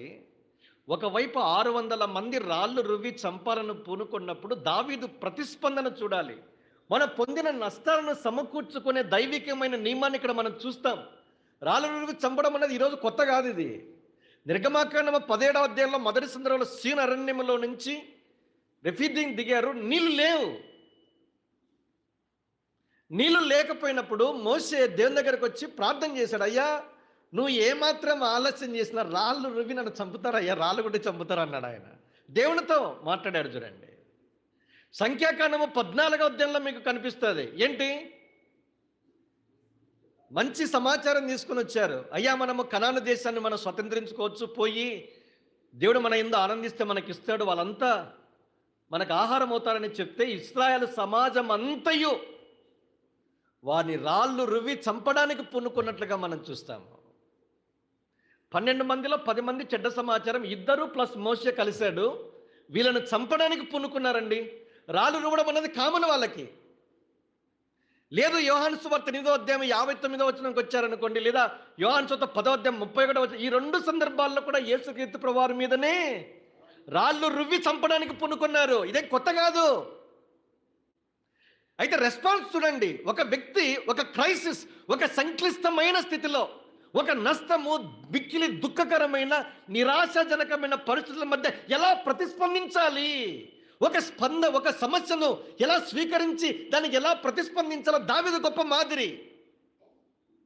అపొస్తలుల కార్యంలో 7వ అధ్యాయం 58లో ఏం చేశారు? స్టెఫెను రాళ్ళు రువ్వి చంపారు. రాళ్ళు రువ్వి చంపడానికి పూనుకున్నప్పుడు ఈయనేం మాట్లాడతాడు? స్పందన చూడండి ఎలా ఉంది, రెస్పాన్స్ వేరుగా ఉంది. దైవికమైన నియమం చూడండి. ఇక్కడేమో యెహోవా యొద్ద విచారణ చేశాడు, అక్కడ స్టెఫెను తండ్రి వీరేం చేస్తున్నారు, వీరు ఎరగరు, వారి మీద ఈ పాపాన్ని. యేసు ప్రభువారు ఏం చేశారు? అదే ప్రార్థన, రెస్పాన్స్. అంటే మనుషులు తమ మీద దొమ్మిగా పడినప్పుడు మనం ప్రతిస్పందించిన విధానం ఇదే. భక్సింగ్ గారు ఒక మంచి సలహా చెప్పాడు. జగ్పునెన్ పేరు కూడా చెప్తున్నా మీకు, బతికే ఉన్నాడు, 86 ఏళ్ళు, బెంగళూరులో ఉంటాడు. నేను కలిసాను ఆయన ప్రత్యక్షంగా. భక్సింగ్ గారు 3 సలహాలు ఇచ్చారంట. ఎవరికి? జగ్పునెన్ గారికి. మొదటిది, నీ అవసరత ఎవ్వరికీ తెలియనివ్వద్దు. ప్రార్థన ద్వారా కావచ్చు, లేఖల ద్వారా కావచ్చు, హింట్ కూడా ఇవ్వద్దు అన్నాడు. First point. Next point number 2, నీకంటూ తక్కువ డబ్బును ఖర్చు పెట్టు. భక్సింగ్ గారు మీరు దైవమర్మాలు చదివితే ఫారిన్కి వెళితే కోట్ వేసుకుని పోతాడు, ఒక సంచి పట్టుకొని పోతాడు. మీరు చూసే ఉంటారు మెడికల్, ఒక దినాల్లో పాత కాలంలో డాక్టర్లు ఇక చిన్న డబ్బా ఒకటి పట్టుకొని పోయేవాళ్ళు. దాన్ని పట్టుకొని భక్సింగ్ గారు ఎప్పుడు పోయినా ఎయిర్పోర్ట్లో, బేగంపేట ఆవిడ పురాణ పాతది చూశారు కదా, ఇప్పుడు రాజీవ్ గాంధీ ఇంటర్నేషనల్ ఎయిర్పోర్ట్ వచ్చింది. అసలు వాస్తవానికి అట్లా చిన్నది పట్టుకొని పోతే యాక్సెప్ట్ చేయరంట ఎయిర్పోర్ట్ వాళ్ళు, పంపిస్తారు రిటర్న్. ఈయన మాత్రం ఒకటే సంచి పట్టుకొని పోతాడు. పోతే ఫారిన్కి వెళితే ఎట్లా వస్తాయో బట్టలు అట్లా వస్తాయి, సూట్లు గిట్ ఎవ్రీథింగ్ ప్రిపేర్ అయి ఉంటుంది. అంటాడు ఆయన తెచ్చుకుని కొనుక్కునేది ఏంటంటే 2 టూత్పేస్ట్లు కొంటాడు, సబ్బులు కొంటాడు, అంతే. రాశారు, మీరు చదవండి, భక్సింగ్ గారి పుస్తకాలు చదవాలి మీరు. దురదృష్టం ఏంటంటే మన వాళ్ళే మన పుస్తకాలు చదవరు, అది దౌర్భాగ్యం. నేను రక్షించబడిన తర్వాత భక్సింగ్ గారి పుస్తకాలన్నింటినీ తెలుగులో ఒక సెట్ 90 ఏళ్ళలో కొనుక్కొని వెళ్ళిపోయాను ఇంటికి. ప్రతి పుస్తకాన్ని నేను చదివాను. మరలా సమయం దొరికిన కొలది చదువుతూ వచ్చాను. ఈ మధ్యన చదవడం లేదు. చదవాల చాలా. అసలు నిజంగా మీరు వేదాంత కళాశాలకి వెళ్ళి నేర్చుకున్న లేని విషయాలన్నీ కూడా ఈ పుస్తకాలు చదివితే మీకు వస్తుంది. ₹1 ఖర్చు లేదు. అంటే ట్రైనింగ్కి పెట్టే డబ్బులు చాలా ఎక్కువ. పుస్తకాలు ఎంత ₹1000 కూడా కావు. ప్రయాణం అంతట్లో మీరు వాడుకోవాలి. మీకు తెలుసు కదా, ప్రకాష్ గంటల చనిపోయాడు. ఆయనకు స్ఫూర్తి కొంతమంది సేవకులు ఉన్నారు. అరవిందం గారు ఒకరు. ఆయనే చెప్పాడు. అరవిందం గారు గుంటూరులో సేవకుడిగా ఉన్నప్పుడు వాళ్ళ ఫ్యామిలీస్ కొన్ని, ఈ సియోను కన్నవారి తోట ఫస్ట్ లైన్ గుంటూరు ఉంది చూసారా, దానికి వారి కుటుంబాలు, వారి పితరులు ఒక మూలం. అందుకని హెబ్రోన్ అసెంబ్లీలోనే VBSలో 14 ఏట ఆయన రక్షించబడ్డాడు. హెబ్రోనైట్ ఆయన చెబుతూ ఒక ఆయన గురించి, జోనాథన్ మహారాజ్ అని ఆయన ఇన్స్పిరేషన్ చేశాడు, అంటే ప్రోత్సహించిన ఒక టీచర్. ఆయన అడిగినాడంట, సార్ జోనాథన్ మహారాజ్ అంటే హైందవ కన్వర్ట్ ఆయన, సార్ ఇంత గంభీరంగా గొప్పగా చెప్తున్నారు, మీరు ఏ క్రిస్టియన్ బ్యాక్గ్రౌండ్ కాదు, ఇంత సరళంగా దీని యొక్క వాక్యాన్ని ఉపదేశిస్తున్నారు, ఏంటి సార్ మీ రహస్యం అంటే చెప్పాడంట. ఆయన ప్రార్థన కానీ వాక్యం చదవడం కానీ చెబుతూ అన్నాడు, తమ్ముడు నీకు మంచి సలహా, నాది ఎక్కువ కాలము ప్రయాణాలనే గడుపుతూ ఉంటా. ట్రైన్లకు ప్రయాణం చేసేటప్పుడు అప్పర్ బెర్త్ తీసుకుంటా అంట, కావాలనే అప్పర్ బెర్త్లో కూర్చొని మొత్తం చదవడమే అంటండి. చదవడము, ప్రార్థన చేయడం కోసం వాడతాను తమ్ముడు అన్నాడు ఆయన. మనం కూడా ఏం చేయాలి? చూడండి ఎంత సులభంగా ఉందో, మనము నేర్చుకోలేకపోతున్నాం పాఠాలు. బక్సి గారంటే ఆయనకున్న అలవాటు ఏంటంటే ఎక్కినప్పటి నుంచి ప్రార్థనే. ఒకసారి అరవిందం గారు, ఇప్పుడు అన్న చెప్పినట్టు అరవిందం గారు బక్సింగ్ గారికి సెండ్ ఆఫ్ ఇస్తూ ఎక్కించిన ట్రైన్ ఆయన్ని. టికెట్ వీళ్ళ దగ్గర పెట్టుకున్నారు. టికెట్ ఇవ్వలేదు బక్సింగ్ గారికి. పోయినా ట్రైన్ కదిలేసి వెళ్ళిపోయింది. ఇప్పుడు టికెట్ లేకుండా పట్టుకుంటారు కదా టీసీలు టీటీఈలు. వీళ్ళు అరే టికెట్ ఇవ్వకుండా దైవజన్ ఎక్కించినామని చెప్పి స్టేషన్ మాస్టర్ దగ్గరికి వెళ్ళారు పరిగెత్తుకుంటా. సార్ పొరపాటు జరిగింది, ఇట్లా గొప్ప దైవజనుడు బక్సింగ్ గారని ఆయన ఎక్కించాను ట్రైను, టికెట్ మా దగ్గరే ఉంది కొనుక్కున్నాము, టీసీ వెళ్ళేమన్నా ఇబ్బంది పెట్టకుండా మీరు ఏదైనా నెక్స్ట్ స్టేషన్ వారికి పురమాయించి మీరు ఏదైనా సలహా చెప్పండి అన్నప్పుడు ఆయన వెంటనే అడిగాడు. సరే సార్ మీరు అన్నారు బక్సింగ్ గారు ఇంతమంది ఉంటారు కదా ఎట్లా గుర్తుపట్టాలన్నాడు ఆయన. వైట్ అండ్ వైట్ వేసుకుంటారు సార్, టీసీ ఎంటర్ అయితే ఎవరైతే మోకాల మీద ఉండి ప్రార్థన చేస్తుంటారో ఆయనే బక్సింగ్ అన్నాడు. అలవాట్లు చూడండి. ఈయనేమో జోనాథన్ మహారాజు చదువుతూనే ఉంటారు రాత్రి పడుకోవడము, చదవడము, ప్రార్థించుకోవడం. ఎవరైతే వైట్ అండ్ వైట్ వేసుకున్నారో టీసీ పోయే సమయానికి ఆయన చేసే ఇది అదే. ఎంత గొప్ప సాక్ష్యం చూడండి. బక్సింగ్ గారు చాలా చివరిగానే లేట్ ఏజ్లోనే, అంటే దాదాపుగా శరీరము సహకరించదన్నటప్పుడే ఆయన ఏసీ దాంట్లో ప్రయాణం చేశాడని చెప్తారు. చివరికి ఆయన బెడ్ అయినప్పుడు కూడా ఏసీ బెడ్, అది వరకు లేదు. ఇప్పుడు సరే అది ఈ దినాల్లో అది నిత్యావసర వస్తువు అయింది. కాలాన్ని బట్టి మారిపోతూ ఉంటాయి. మనం దాన్ని గొప్పగా తీసుకునే అవసరం లేదు. వాడుకోవాలా, వస్తువులు వాడుకోవాలా, మనుషులను ప్రేమించాలి. మన రివర్స్ అంతా మనుషులు వాడుకుంటాము, వస్తువులను ప్రేమిస్తాం. అది మన దౌర్భాగ్యం. అట్లా చేయొద్దు. వస్తువుల మీద ఎంత మమకారము అండి, మనుషులు మాత్రం వాడుకుంటాం. Use and throw. మనుషులు వస్తువులు ఏం చేస్తామంటే ప్రేమిస్తాం. ఒక గీట కారుకి చివుక్కుమంటుంది అట్లే. ప్రేమించడం అంటే అది. సరే వద్దులేండి, మళ్ళీ ఎంతో దూరం పోతాను. కనుక చదవడం ప్రాముఖ్యం. బక్సింగ్ గారి బుక్స్ మీరు ఏం చేయాలి? చదవండి. ఎట్లా నేను ఈ కూడికలలో ఇవన్నీ ఫండమెంటల్స్ బోధించడానికి ఈ విషయాలు కాదు, చాలా ప్రాముఖ్యమైనవి ఉన్నాయి, కానీ ఇవి నేర్చుకోవాలి. ఈ తరం వారికి తెలియదు.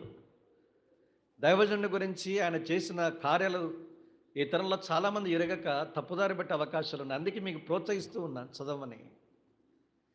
కనుక ఆయన వాక్యము నిజంగా ఎంతో సరళంగా ఈ దైవజనుల ద్వారా మనకు బోధించబడుతూ ఉంది. కనుక ఈ పుస్తకాలు చదివితే ఆత్మీయంగా ఎంతైనా నేర్చుకుంటా. కనుక బక్సింగ్ గారు జక్పునేని గారికి ఇచ్చినటువంటి సలహా రెండవది ఏంటి?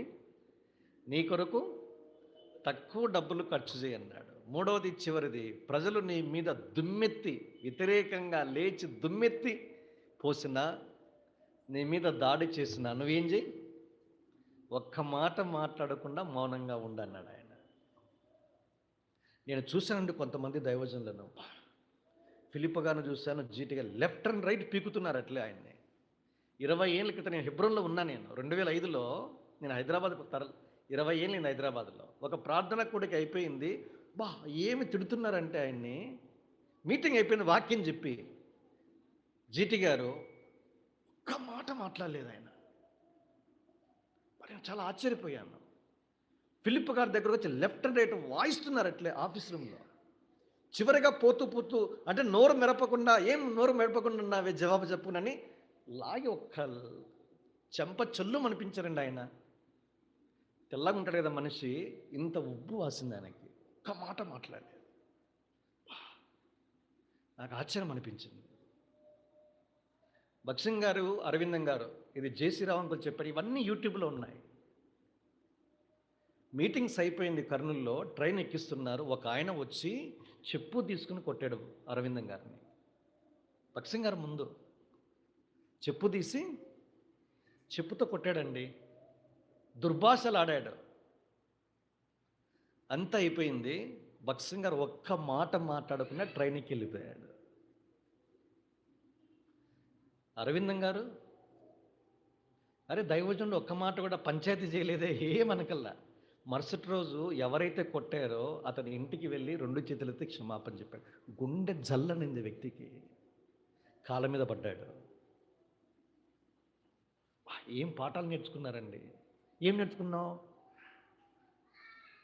వాడు మనం కొట్టాడు కదా, మనమే లాగి లెంపగా కొడతాం మన మాటలు. ఇది రివర్స్ బ్యాచ్ కదా మనదంతా. ఏం నేర్చుకున్నా? ప్రజలు నీ మీద దుమ్మెత్తి పోసిన, ఎదురాడిన, తిరుగుబాటు చేసిన ఒక్క మాట మాట్లాడద్దు. మోషే కూడా అంతే. రాళ్ళు రువ్వు సంఖ్యాకాండం 16వ అధ్యాయంలో సర్వ సమాజాన్ని కోరహు ప్రేరేపించి తీసుకుని వచ్చాడండి. నాకు అనిపిస్తుంది, ఏ మనుషులు రా వీళ్ళు? 40 ఏళ్ళు ఎవరి కోసం అహర్నిశలు, అరే సింహాసనం అనే వద్దనుకొని వచ్చినాడు. ఆవిడ ఫరో కుమార్తె యొక్క కుమారుడు అనిపించుకోవడానికి ఒప్పుకొనక ఐగుప్తు ధనాన్ని, భోగాన్ని విడిచిపెట్టి ఎవరి కోసమైతే వచ్చారో ఆయన మీదనే దాడి చేయడానికి పూనుకున్నారు. మోసే ఏం చేశాడు? సాగిలపడ్డాడు అంతే. రాళ్ళు రువ్వి చంపడానికి పూనుకున్నారండి. యెహోవా మహిమ కనిపించింది. ఎన్నోసార్లు నాకు ఆశ్చర్యము. సంఖ్యాకాండం 12వ అధ్యాయము, మోషేకి విరోధంగా తన సొంత అక్క అన్న ఇద్దరు మిరియాము అహరోనులు మోషే చేతనే పలికించాడా?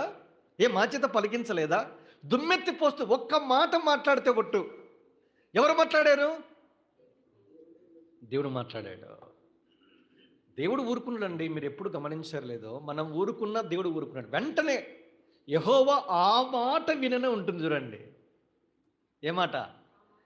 మోసే చేతన ఆ మాట దేవుడు విన్నాడు. మోసే కూడా విన్నాడు. దేవుడు రాయించి పెట్టాడు. నీకు విరోధంగా ప్రజలు దుమ్మెత్తి పోసి మాట్లాడిన ప్రతిదీ వింటాడు. నీకు చేసే ప్రతి కీడును జ్ఞాపకం చేసుకునే దేవుడు. నీ పక్షంగా వ్యాజ్యం మాట్లాడానికి తానే దిగి వచ్చేవాడు. దావీదు ప్రతిస్పందన చూడండి. రాళ్ళు రువ్వి చంపడానికి అపోస్తల కార్యాలు 16వ అధ్యాయంలో మీరు చూస్తారు. పౌలు మీద రాళ్ళు రువ్వి పట్టణానికి వెలపడికి ఈడ్చి పడేసినారు. అట్లే కుక్కనా ఏమైనా? ఒక్క మాట మాట్లాడలేదండి, దులుపుకొని పోతా ఉన్నాడు. ఏ మనుషులండి వీళ్ళంతా? నాకు ఆశ్చర్యం అనిపిస్తుంది. ఇవన్నీ చూడండి, రాళ్ళు రువ్వి కొట్టడం అనే ఇవన్నీ ఇన్స్టెన్సెస్. ఈ మాట చూడడము, నేను ఎప్పుడు చెప్పాలి ఈ ప్రసంగము, ఈ సబ్జెక్టు రాళ్ళు రువ్వడము, ఇదే ఫస్ట్ టైం నా జిందగీలోనే ఫస్ట్ టైం ఇది. ఏ అవసరమో నాకైతే తెలియదు. దావీదు అనుసరించిన విధానం మనం నేర్చుకోవాలి. మనము మాట్లాడుతూ ఉంటాం. అది నిజంగా నా జీవితంలో తప్పు, నిజంగా అది వద్దు ప్రభువా, మౌనం ఉండడమే నేర్చుకోవడం మంచిది. ప్రభు చూసుకుంటాడు. దైవజనుడు భగత్ సింగ్ గారు, ఆయన జతపని వారు నేర్చుకున్నారు. అదే మాట, అదే మార్గం, ఇదే త్రోవ, దీనిలో నడుచుకుంటూ ముందుకెళ్ళాలి. పొందిన నష్టాలని తిరిగి సమకూర్చుకోవటానికి మొట్టమొదటి దైవికమైన నియమము, ప్రజలు నీ మీద దుమ్మెత్తి లేదా రాళ్ళు రువ్వి చప్పి కొట్టాలని ప్రయత్నించినప్పుడు నువ్వేం చేయాలి? తన దేవుడైన యెహోవాను బట్టి ధైర్యం తెచ్చుకోవాలి. ఫస్ట్ది ఏంటంటే దేవునిని వెతకాలి. వి అనే మాట చేత 5 వీస్ చెప్తాను. తెలుగు వి. వి అంటే విఐ వడాఫోన్ కాదు ఇది. వీతో తెలుగులో అన్ని వీతో వస్తాయి. ఫస్ట్ది వెతకడం. ఎవరిని? మనుషులు నీ మీద దుమ్మెత్తి పోసినప్పుడు నువ్వు చేయాల్సింది దేవుని వెతకాలి. నీకున్న సమస్య జటిలంగా ఉన్నప్పుడు నువ్వు రావలసిన స్థలము దేవుడు, వెతకవలసిన వ్యక్తి దేవుడు. బైబిల్లో సెంటర్ వచనం ఏంటో తెలుసా అండి? ఇది కూడా కొత్తగానే మళ్ళీ నాకు. బైబిల్ అంతట్లో 66 పుస్తకాల్లో మధ్య వచనం ఏంటి?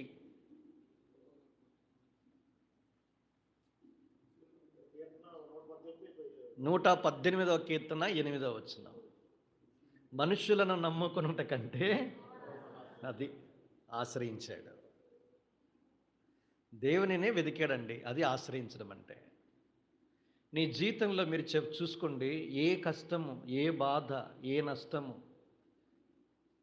ఏ విచారము, ఏ తొందర, ఏ పరిస్థితి అయినా మీరు ఏ మనిషిని నిందించొద్దండి. ఇప్పుడు 600 మీద ఏమైనా నిందేశాడా?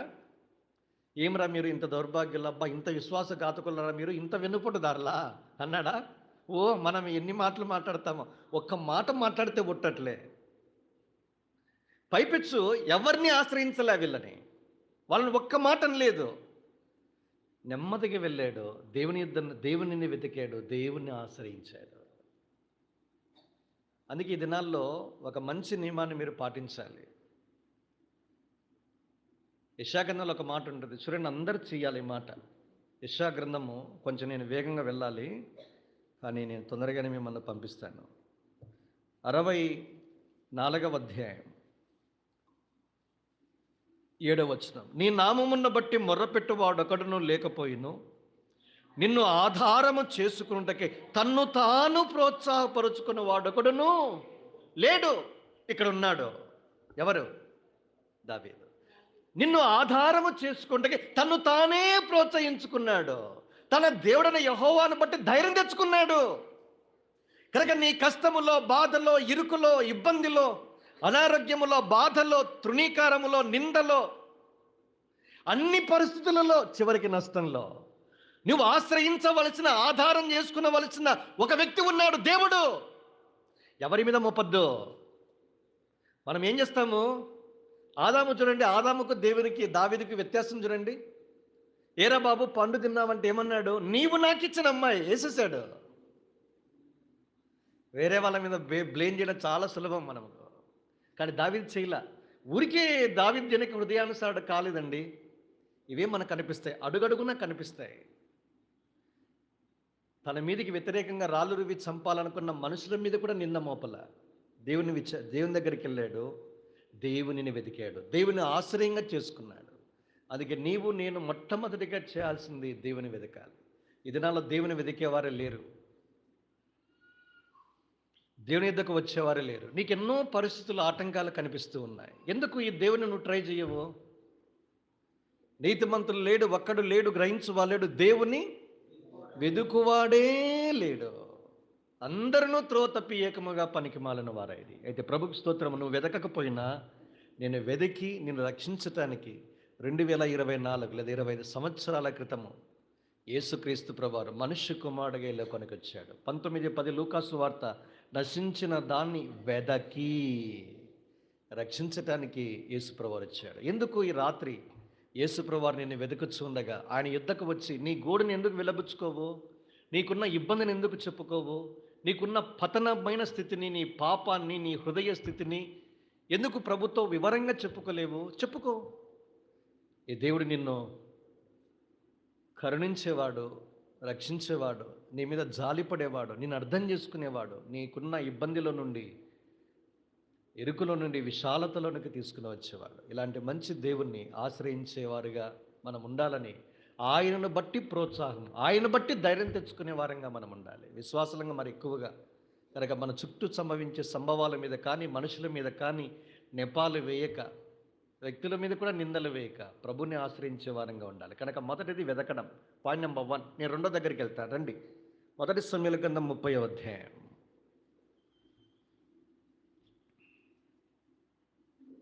7వ వచనం,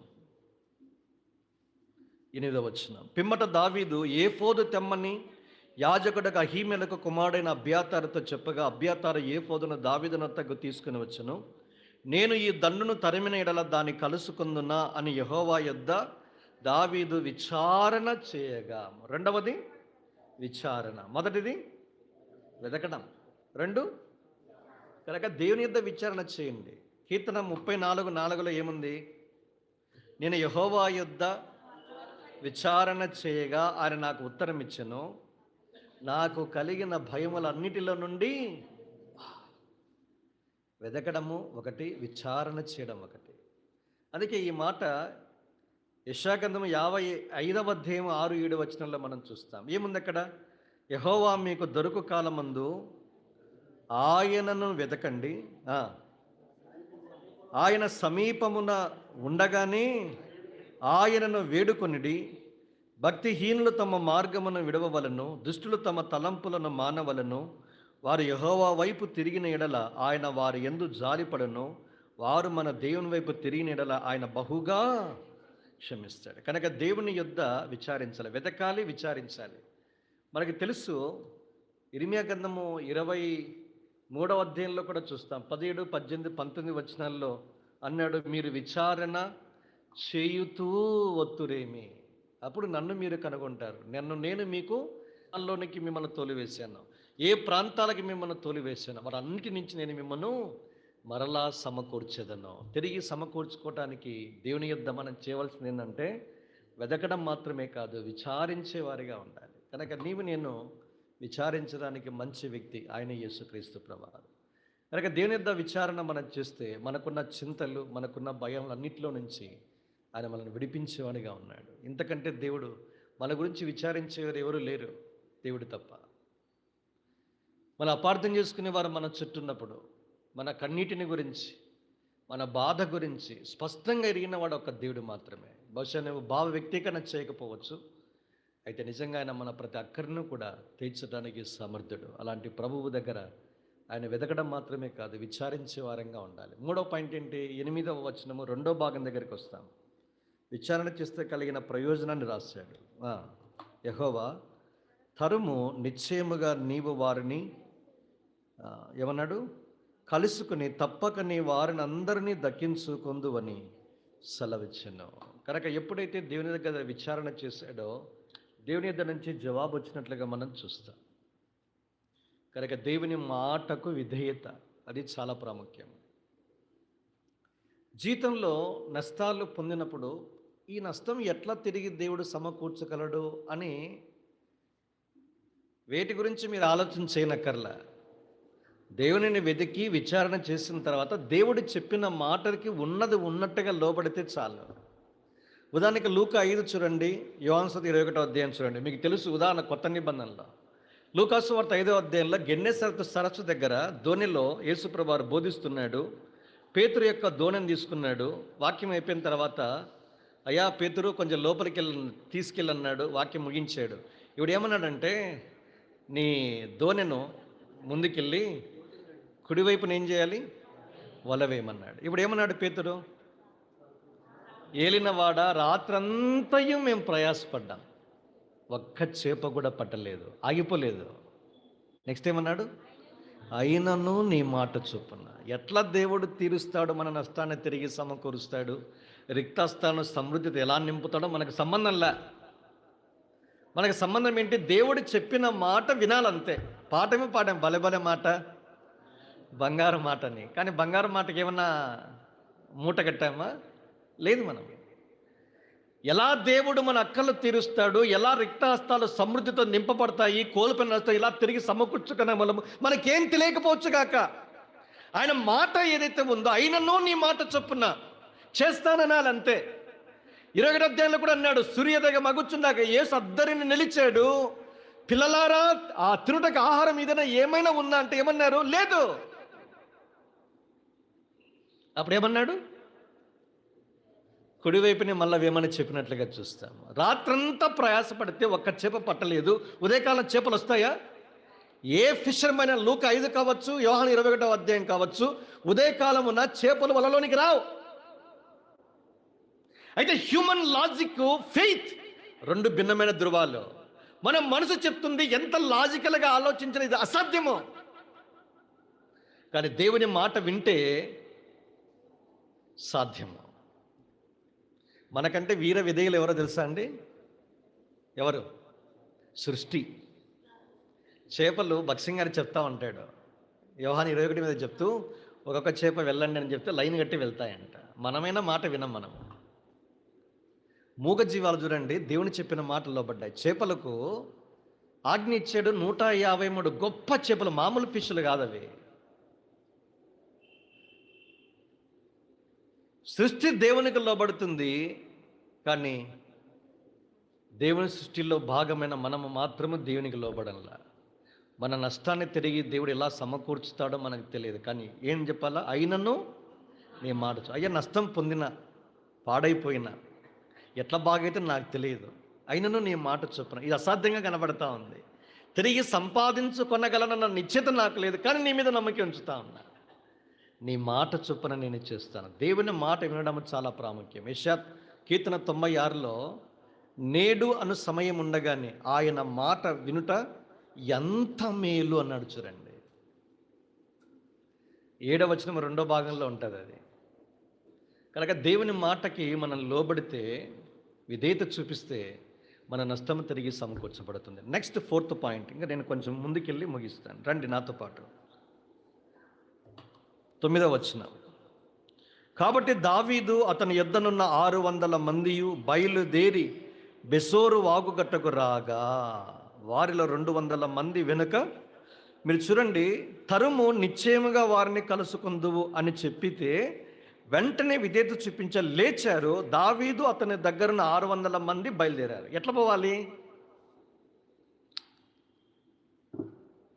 ఎట్లా పోవాలండి? తరవమని చెప్పాడు. ఎట్లా పోవాలి? ఏ దిశలో పోవాలి?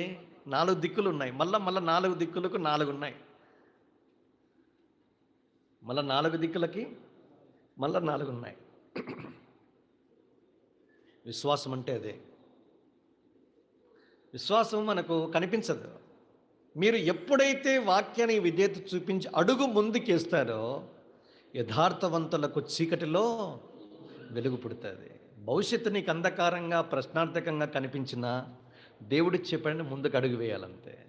ఎట్లా దేవుడు చేస్తాడో నిజంగా ఆశ్చర్యంగా ఉంటాయి.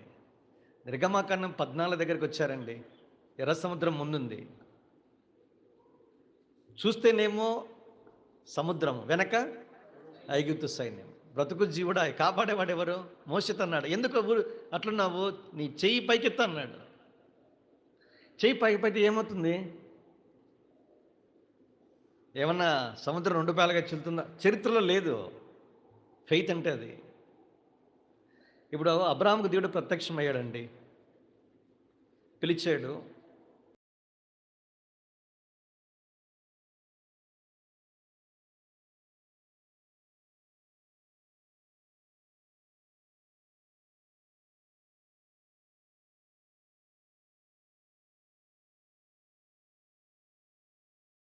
నేను చూపించే దేశానికి వెళ్ళమన్నాడు. అబ్రహాముకు ఏ ప్లేస్ అని చెప్పకుండానే బయలుదేరాడు. వెళ్ళవలనో తెలియకుండానే బయలుదేరాడు. దావీదు పరిస్థితి కూడా అంతే. అదేనండి ఫెయిత్ అంటే. నిజంగా కథలు మాత్రం బాగుంటాయి. ఇది యథార్థ గాథలేవి. మన జీవితానికి అప్లై చేసుకుంటేనే చేదుగా ఉంటాయి. బట్ మనం కూడా అనుభవిస్తాం.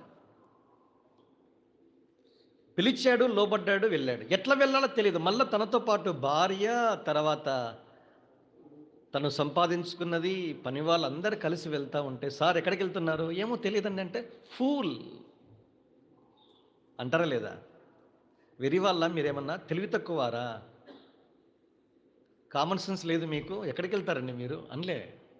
దావీదు చూడండి, ఇన్స్టంటేనియస్గా విధేయత చూపించాడు, విశ్వాసంతో ముందడుగేశాడు. తిరిగి సమకూర్చుకొనటానికి మన జీవితంలో మనకు ఉండవలసినది సుగుణం, విశ్వాసం. ఇది 4వదిగా మనం చూస్తాం. 5వది చివరిది. ముగిస్తానిక రండి. 1 సమూయేలు గ్రంథం 30వ అధ్యాయం 11వ వచనం.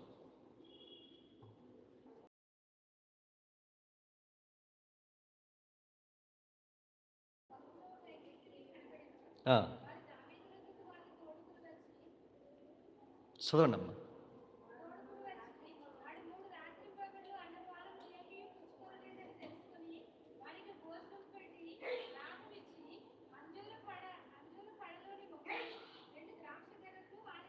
ఆ,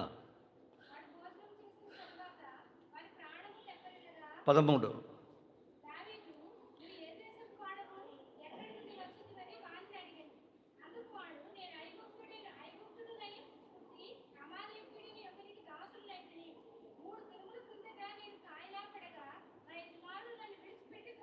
చాలు. ఇక్కడ మీరు గమనిస్తే విశ్వాసంతో అడిగి వేశారు, ముందుకు ప్రయాణం చేస్తున్నారు. బెసోరు వాగు దగ్గర 600 మందిలో 200 మందిలో అలసిపోయారు. వారిని అక్కడే సామాన్ దగ్గర పెట్టారు. 400 మందితో బయలుదేరాడు. పోతూ ఉండగా వీడు కనిపించాడు, ఐగుప్తీయుడు. ఈ ఐగుప్తుడు కాయలబడ్డాడు. ఫస్ట్ వాడు ఎవరు ఏంటి ఏమి విచారం చేయలే. వాడిని తీసుకుని వచ్చారు. వాడు కాయలపడంటే జబ్బు పడినట్టుగా మనకు అర్థమవుతుంది. 3 దినాలు ఏ భోజనం చేయలేదు.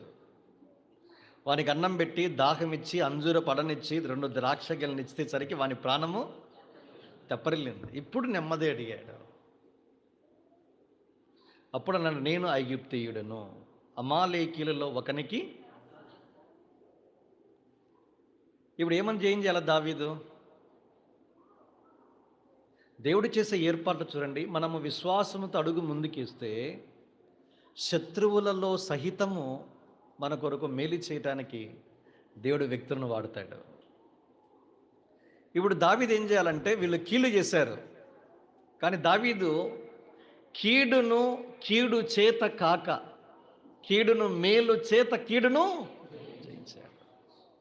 కనుక ఐదవది చివరిది విజయం. దేని మీద? కీడు మీద జయము. అది చాలా ప్రాముఖ్యం. ఇది మొదటిసారి కాదు దావీదు జీవితంలో. మన జీవితంలో మనకు నష్టాలు చేసిన వారు ఎవరైనా మనకు తారసపడితే మొదట ఏం చేయాలా? నీ శత్రువు ఆకలిగొని ఉంటే భోజనం పెట్టు, దప్పికొని ఉంటే దాహమేమో. చేస్తే ఏమైనట్లు? ఇది రోమాపత్రిక 12వ అధ్యాయంలో మీకు కనిపిస్తుంది. వాని తల మీద నిప్పులు కుప్పగా పోసినట్టు లెక్క. తర్వాత 12వ అధ్యాయం 21లో మే కీడును కీడు వలన జయింపబడక మేలు చేత కీడును నేర్చుకోవాలి ఈ పాఠము. అంటే వీడు ఏం చేశాడు? అపకారం చేశాడు. అపకారం చేసిన వానికి ఉపకారం చేశాడండి. ఇది యేసుప్రభువారి మనస్తత్వమా కాదా? లూకాసు వార్త 6వ అధ్యాయం 27 కావచ్చు, లూకాసు వార్త 6వ అధ్యాయం 35 మీరు చదవండి. ఇవన్నీ ఉన్నాయి. మీ శత్రువులను మీరు ప్రేమించండి. 2, మిమ్మల్ని ద్వేషించు వారి కొరకు మేలు చేయండి. 3, మిమ్మల్ని శపించు వారిని దీవించండి. 4, మీకు కీడు చేసిన వారికి మేలు చేయండి. ఏమన్నా పాటిస్తున్నామండి? ఆలోచించాలా బాగా. 35కి వచ్చేసరికి ఏమన్నాడు? ఇదే మాట మళ్ళా, మీ శత్రువులను ప్రేమించండి, మేలు చేయండి, అప్పు ఇయ్యండి. అప్పుడు మీరేమవుతారు? మీ ఫలము గొప్పదై ఉంటుంది, మీరు సర్వోన్నతుని దేవుని కుమారులనబడుదురు అని చెప్పి ఆయన కృతజ్ఞత లేని వారి ఎడలను దుష్టుల ఎడలను. ఇది యేసుప్రభువారి నైజం. ఇది దేవునికి హృదయానుసారుడు. అంటే దేవునికి ఏ మనసు అయితే ఉందో, ఏ హృదయం అయితే ఉందో దావీదు సంపాదించుకున్నాడు. ఇదే మాదిరండి. శత్రువుకి ఏం చేశాడు? ఉపకారం చేశాడు. కృతజ్ఞత లేని వారిడలా దుష్టుల ఎడల ఉపకారి. సేమ్ దుష్టుడి వీడి శత్రువు ప్రేమించి మేలు చేశాడు. అద్భుతంగా వాని ద్వారా అమాలేకీయుల దగ్గరికి నడిపించబడ్డాడు. వారి మీద పడ్డారు, వారందరినీ చంపారు. 400 మంది యవనస్తులు తప్పించుకున్నారు. మొత్తం అందరూ పోయారు. కొసమెరుపు ఏంటంటే, వాళ్ళు పోగొట్టుకున్నది కాక వారు దండెత్తి సమకూర్చుకున్న ఆస్తి యావత్తును దావీదు ఏం చేశాడు? తిరిగి సంపాదించుకున్నాడు. వారు ఏదైతే పొందారో దానికి డబల్ కాదు, త్రిబుల్లో 10ంతలో నాకైతే తెలియదు, సమస్తమును తమదు కాని దానిని కూడా వారు తిరిగి సంపాదించుకున్నారు. ఈ 5 విషయాలు చాలా ప్రాముఖ్యం. జీవితంలో మీకు తారసపడే ప్రతి దుష్టునికి, మీకు కీడు చేసిన వారికి, మీ శత్రువుకి, మిమ్మల్ని ద్వేషించే వారికి, మిమ్మల్ని శపించే వారికి, చివరికి మీరు కీడు చేసేవారికి కూడా మేలు చేయండి. నేర్చుకున్నాను, నేను నేర్చుకుంటూనే ఉన్నాను. చాలా కష్టమండి పాఠాలు. ఎంత బాధపడ్డాను నేను. ఇవన్నీ దైవజనులు పాటించారు, అనుభవించారు, బోధించారు. ఇలాంటి గుండె నీకు నాకున్నప్పుడు, ఇలాంటి హృదయమే నీకు నాకున్నప్పుడు, దావీదు లాంటి మనస్తత్వమే నీకు నాకు, ఒక ఐగుప్తుడు అమాలేకునికి దాసుడు చంపబడేయాలి. 2వ సమూయేలు కింద 1వ అధ్యాయంలో ఒక అమాలేకుడు సౌలును చంపితే అభిషేకించవన్న వాడిని చంపుతావని చంపాడు. అది డిఫరెంట్ స్టోరీ. అక్కడ అమాలేకుడు డెడ్, వీడు మాత్రం బతికాడు. అమాలేకునికి సేవకుడు ఐగుప్తీయుడు. ఒక హింట్ ఇచ్చాడు, వెళ్ళిపోయాడు, సంపాదించుకున్నాడు. కనుక జీవితంలో మనకు తారసపడే వ్యక్తులు, చివరికి మనకు నష్టాన్ని చేకూర్చిన వారు, అపకారం చేసిన వారు కూడా మనం మేలు చేస్తూ వెళితే మన జీవితంలో పొందిన నష్టం అంతటినీ తిరిగి సమకూర్చుకుంటాం. మనమేమో బైపాస్ అవుతాం, వీడెందుకు లేని ఇట్లా పోతూ ఉంటాం. అది ఇంకా ఆలస్యం అవుతుంది సమకూర్చుకోవడం. దేవుడు ఊరికి పెట్టాడు. మన జీవితంలో అనుమతించబడే పరిస్థితులు, ఎదురయ్యే వ్యక్తులు దేవుని యొక్క అనంత జ్ఞానములో నుంచి ఏర్పాటు చేస్తాడు. మనం ఎప్పుడు వాటిని వద్దని చెప్పొద్దు. అందుకే మేలు చేత కీడును జయించాలి. అదే విజయం, అదే తిరిగి సమకూర్చుకోవటానికి గొప్ప నియమం. దావీదు 24వ అధ్యాయం 1 సమయంలో మనం చూస్తాం. ఏముంది? 24వ అధ్యాయంలో సౌలు తన మీద చంపడానికి వస్తే తనకు అప్పగించబడిన వ్యక్తి చంపకుండా విడిచిపెట్టాడు. తనతో పాటు ఉన్నవారు ఏమన్నారు? అయ్యా, శత్రువు దొరికాడు, చంపు. కానీ యెహోవా చేత అభిషేకించబడిన వాడు అన్నాడు. తన చుట్టూ ఉన్నవారు ఆత్మీయులు కాదు, అందరూ మనం అనుకుంటాం, మన వాళ్ళే అనుకుంటాం. మన పొరపాటు అది. అందరినీ నమ్మేదానికి లేదు. తనతో పాటు ఏమన్నారు? 24వ అధ్యాయం మీరు మొదటి నుంచి చదువుకుంటా వెళితే, యెహోవాని శత్రువును అప్పగిస్తానని చెప్పి ఇప్పుడు అప్పగించాడు. దావీదు సౌలును శత్రువుగా చూడల్లా, దావీదుతో పాటు ఉన్న మనుషులు చూశారు. దృక్పథం చూడండి ఎలా ఉందో, వైఖరి చూడండి ఎలా ఉందో. దావీదు వైఖరి వేరే, దావీదుతో పాటు ఉన్న మనుషులు వేరే. ఇక్కడ కూడా ఉంది. దావీదుకున్న దృక్పథం వేరే, దావీదు పక్కన ఉన్న వాళ్ళు రాళ్ళు రువి చంపాలని పూనుకోవడం వేరే. దోపుడు సొమ్ము తిరిగి వచ్చింది. 400 మంది తనతో పాటు ఉన్నవారు వెంటనే ఏమన్నారు? దోపుడు సొమ్ము సంపాదించుకున్న తర్వాత ఒక మాట అన్నారు. ఏమని? ఈ దోపుడు సొమ్ములో 200 మందికి భాగం లేదు. వారి గురించి పరిశుద్ధాత్మ దేవుడు ఏమన్నాడు? 21, 22 చదవండి. చివర్లో అయిపోయింది. దుర్మార్గులను, దావీదుతో పాటు ఉన్నవారు దుర్మార్గులను, పనికి మాలిన వారైనా చాలు. మనతో పాటు ఉన్న వాళ్ళంతా ఆత్మలు అనుకోద్దన్నా, పొరపాటు. మళ్ళీ దుర్మార్గులు ఉన్నారు, యూజ్లెస్ ఫెలోస్ అంటాం వాళ్ళని. పనికి మాలిన వారంటే యూజ్లెస్, పనికి రారు వాళ్ళు, కానీ మనతో పాటు ఉంటారు. ఏం చేద్దాం? మోసుకొని పోవాలంతే. యేసుప్రభువారు అంతే కదా, పాపుల స్నేహితుడని ఊరికే టైటిల్ పడిందా? 400 మంది దుర్మార్గులు అంట. దుర్మార్గులకు దావీదుకి ఏం సంబంధము? వాళ్ళ గుణాలన్నీ కనబడుతున్నాయి. మళ్ళీ గుణం కనబడింది ఇట. అప్పుడేమో రాళ్ళు కొట్టి సవాలని చంపాలని చూనుకున్నారు, ఇక్కడేమో వాళ్ళకు భాగమే లేదన్నాడు. దావీదేమన్నాడు? సామాను దగ్గర ఉన్న వాని వంతు ఎంతనో యుద్ధానికి వెళ్ళిన వాని యొక్క వంతు కూడా అంతే. అది దావీదు యొక్క ఒక కట్టడగా ఇప్పటికీ కూడా ఉన్నట్లుగా చూస్తారు. 13 ప్రాంతాల్లో ఉన్న ప్రజలకి ఈ దోపుడు సొమ్ములో భాగం ఏం చేశాడు? పంపించాడు. థ్యాంక్స్ మీటింగ్ ఏర్పాటు చేశాడు ఆయన. తిరిగి సంపాదించుకున్న దాంట్లో నుంచి 13 ప్రాంతాలు ఉన్న వారికి వంతులు చొప్పున పంపించారండి. అంతా నాకే అన్నాని ఏంది దురాశ వద్దు, పంచడం నేర్చుకోవాలి మనము. మొత్తం పంచేసి పడేసేటట్లే. దావీదు తిరిగి సమకూర్చుకున్నాడు. ఇది నీవు నేను సమకూర్చుకోవడానికి నష్టాలలో, కష్టాలలో, బాధలలో, ఓటమిలలో, అపజయాల్లో, ఇరుకులో, ఇబ్బందుల్లో మనం చేయవలసిన మొట్టమొదటి ఏంటంటే దేవుని వెతకడము. 2, దేవుని దగ్గర విచారణ చేసి దేవుని చిత్తాన్ని తెలుసుకోవడము. 3, దేవుని చిత్తాన్ని తెలుసుకున్నప్పుడు విధేయత చూపించడము. 4, విశ్వాసముతో ముందు అడుగు వేయడము. 5, కీడును మేలు చేత జయించడము. ఈ 5 విషయాలు నీవు నేను చేయగలిగితే తిరిగి సమస్తమును సంపాదించుకొనగలము. నీ నష్టం ఎంత భయంకరంగా ఉన్నా, ఇక్కడ కూర్చున్నావో సోదరా, సహోదరుడా, సహోదరి, తిరిగి సమకూర్చుకోవడానికి దైవికమైన నియమాలు ఇవే. ఈ నియమాలు ఎక్కడైనా లోపం ఉంటే ప్రభు దగ్గర క్షమాపణ కోరు. ఇంకా దేవుని వెతకకుండా, దేవుని దగ్గరికే రాకుండా ఉంటే ఈ రాత్రి దేవుని దగ్గరికి రా. దేవుని దగ్గర విచారించు. నీ పాపాన్ని, నీ తప్పులను, నీ పొరపాట్లను క్షమించి తిరిగి సమకూర్చే దేవునికి నీ జీవితం మీద రాజుగా ఉండటానికి అనుమతించు. నీ జీవితం ఆశీర్వాదకంగా మార్చబడుతుంది. నీవు దీవించబడతావు, నీవు సమకూర్చబడతావు, నీతో పాటు ఉన్నవారు సమకూర్చబడతారు. అనేకులకు దీవెనకరంగా నువ్వు మార్చబడతావు. ఈ ఆశీర్వాదం వద్ద ప్రభు దగ్గరికి వచ్చి ప్రభు దగ్గర ఒక మంచి తీర్మానం చేసుకో. రండి, ప్రార్థన చేసుకుంటాం.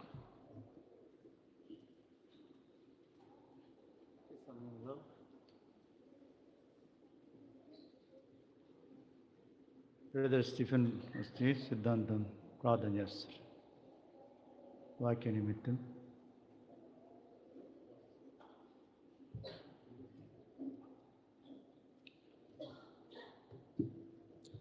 ప్రార్థన చేసుకుందాం. దయచేసి కళ్ళు మూసుకునండి.